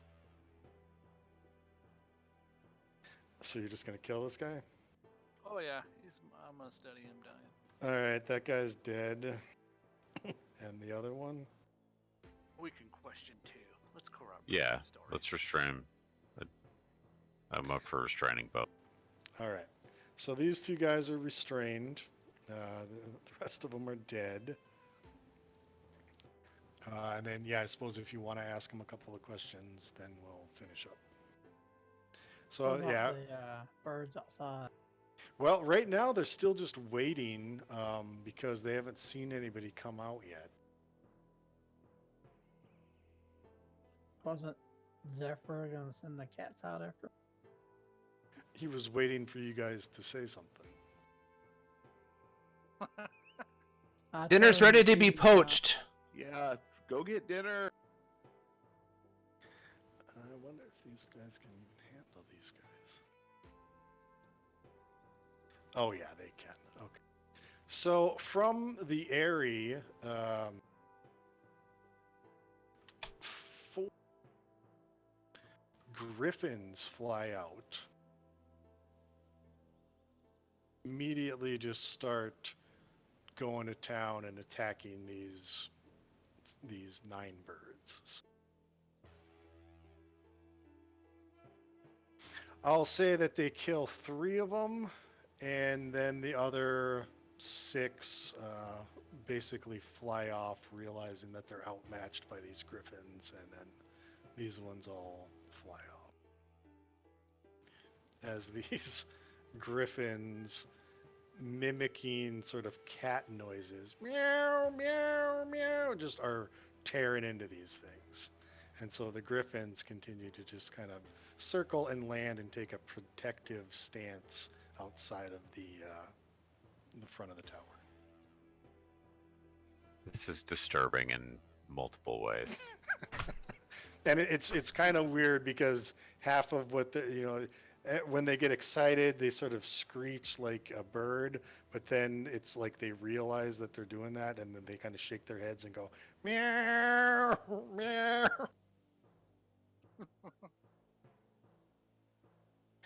All right. So yeah, you've got the 2 other guys. Can we search the dead ones too? For stuff. Yeah, anything, money. Yeah. Okay. Let's see. 78. So they each had 10 gold on them. So it's 10, 20, 30, 40, 50, 60, 70 gold total. 80, 90 gold total, actually. That's way better than the 50 copper we got earlier. Yeah, no kidding. So 90 gold you get. Other than that, they're basically their equipment. They've got scimitars. They are wearing leather armor that's sort of avian. This armor looks very similar to your nautical themed armor, except it's all like aerial. It's like got bird feathers and stuff all over it. It almost seems like they're like very similar cults with just different viewpoints kind of thing. So this seems to be like an air avian cult. The others that you killed seems to be like a nautical water-ish cult kind of thing. I would say we need to get one guy outside, the other guy inside to talk to, so they can't. Yeah, but Okay. can we go outside with the cats out there? The griffins, I mean. Yeah, I mean, are you asking Zephyro? Yeah. Oh yes, my kitty cats will not harm you.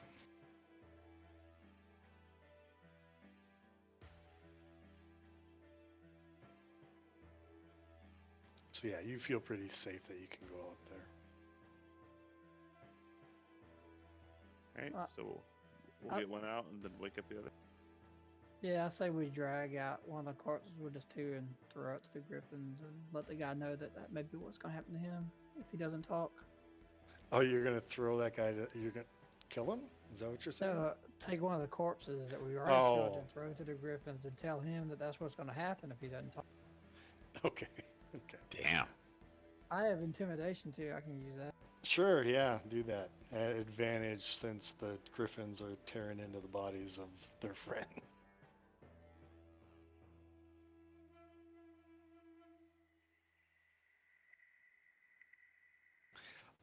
They seem pretty stoic, pretty hard, but he is intimidated, and both of these guys are willing to talk. It takes a little persuasion, but yeah, eventually you get them to talk, so they'll answer your questions. I just really wanted to roll. So, questions like, look, who are you? Whose orders are you here under? And why did you get so pissed off about the other armor and all that? And if it's just conflicting gods, Methodist fighting. We Lutherans. are from the Howling Wing, and we are here on orders from Yasi Bin to return the world to its primordial state as it was at the dawn of history.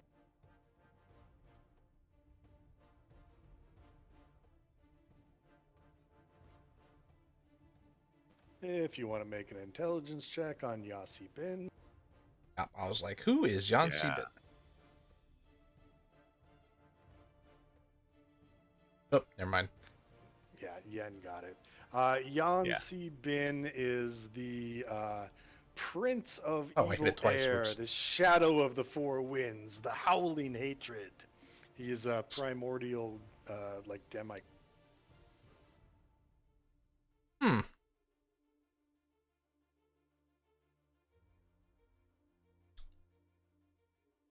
Mordial. Ask him, and who does the do we crushing got? wave? Who do they? Oh, now you caught me off guard. The water god. I'll figure that out later. I don't have that in front of me, but yeah, the same sort. If these guys worship Ragnaros, the other guys worship the other thing. So some other, I'll figure that out. So yeah, they name a prince of the waters. Yeah. Do we just know if it's evil like they are? Yes, evil water. Yep. I have. What's that book? I have Out of the Abyss, but I'm not going to open it up. We'll worry about that.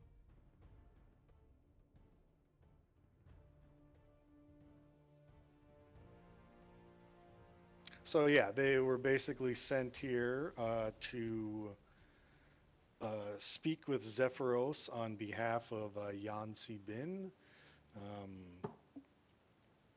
They wanted Zephyros's help in returning the world to its primordial state, as it was at the dawn of history.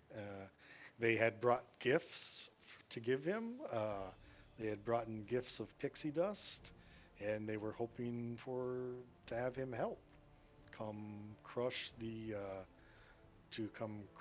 crushing wave cult and bring back Yansi Bin to the primordial world.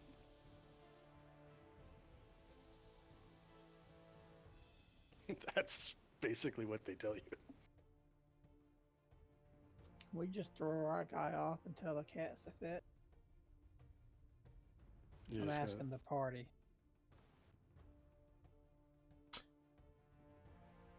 He admitted that he's evil. If they're you guys are evil. I was gonna say that's that. I'm chaotic neutral, but I even think- that's a little extreme. I think I would say, this is not our place. We need to ask Giant. This is his place. They have violated. Yeah. So the cultist kind of barks at you, kind of in a defiant tone, and says, "I knew you were working with the Kraken Society. I knew you were working with the Crushing Wave. You wouldn't wear that armor if you weren't. That's why you killed us, right?"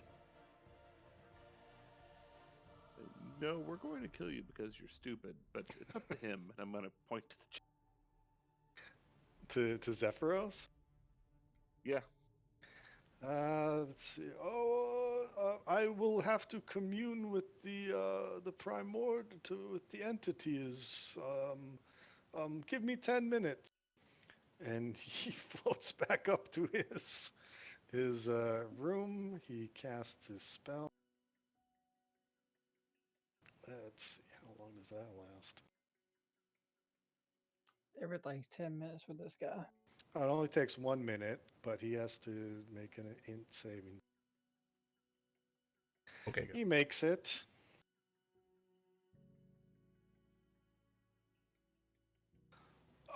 The entities think that you should let them live. The Howling Wing opposes the Crushing Wave, which are working with a more sinister group, the Kraken Society. I've been told that the Kraken Society is partly responsible for shattering the Ordning. Great. If we gain goodwill with the Howling Wing, they could be allies against the Kraken Society. That looks unlikely now.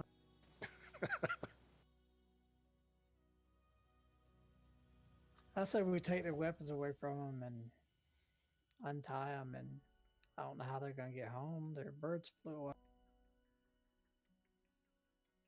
Stop, put down the slide, and let them down. Okay, is that what you're going to do? Not gonna kill them. If we can't kill them, might as well let them go. All right, so you put a slide down for them? Yeah, that'd be the easiest way. All right, so you put a slide down. These two, I suppose you untie them and you take their weapons away and all that. And yeah, they begrudgingly accept your slide. They go down the slide, sort of cursing you guys as they slide down. And they're off, and I think that's probably a good spot to end it for the session. Yep. So, Went So- exactly as planned, right? yeah, you just murdered a bunch of potential allies. Yeah, Yeah, well, that's what you do. they didn't listen to us, and it kind of led to bad things. So, I mean, let's just focus on the positive. The dwarves survived. So, it can happen. all right, so you do know that the pixie dust is magical. You Yep. do know that that satchel is also magical. Yep. You're able to at least. Yeah, I was going to say you got plenty of days to go. So you have a pinch of 10. You have 10 pinches of pixie dust, and the bag actually was, I believe it was a bag of holding. Oh, Let me nice. Yeah, let me just confirm that here. And we got 90 gold out of that too.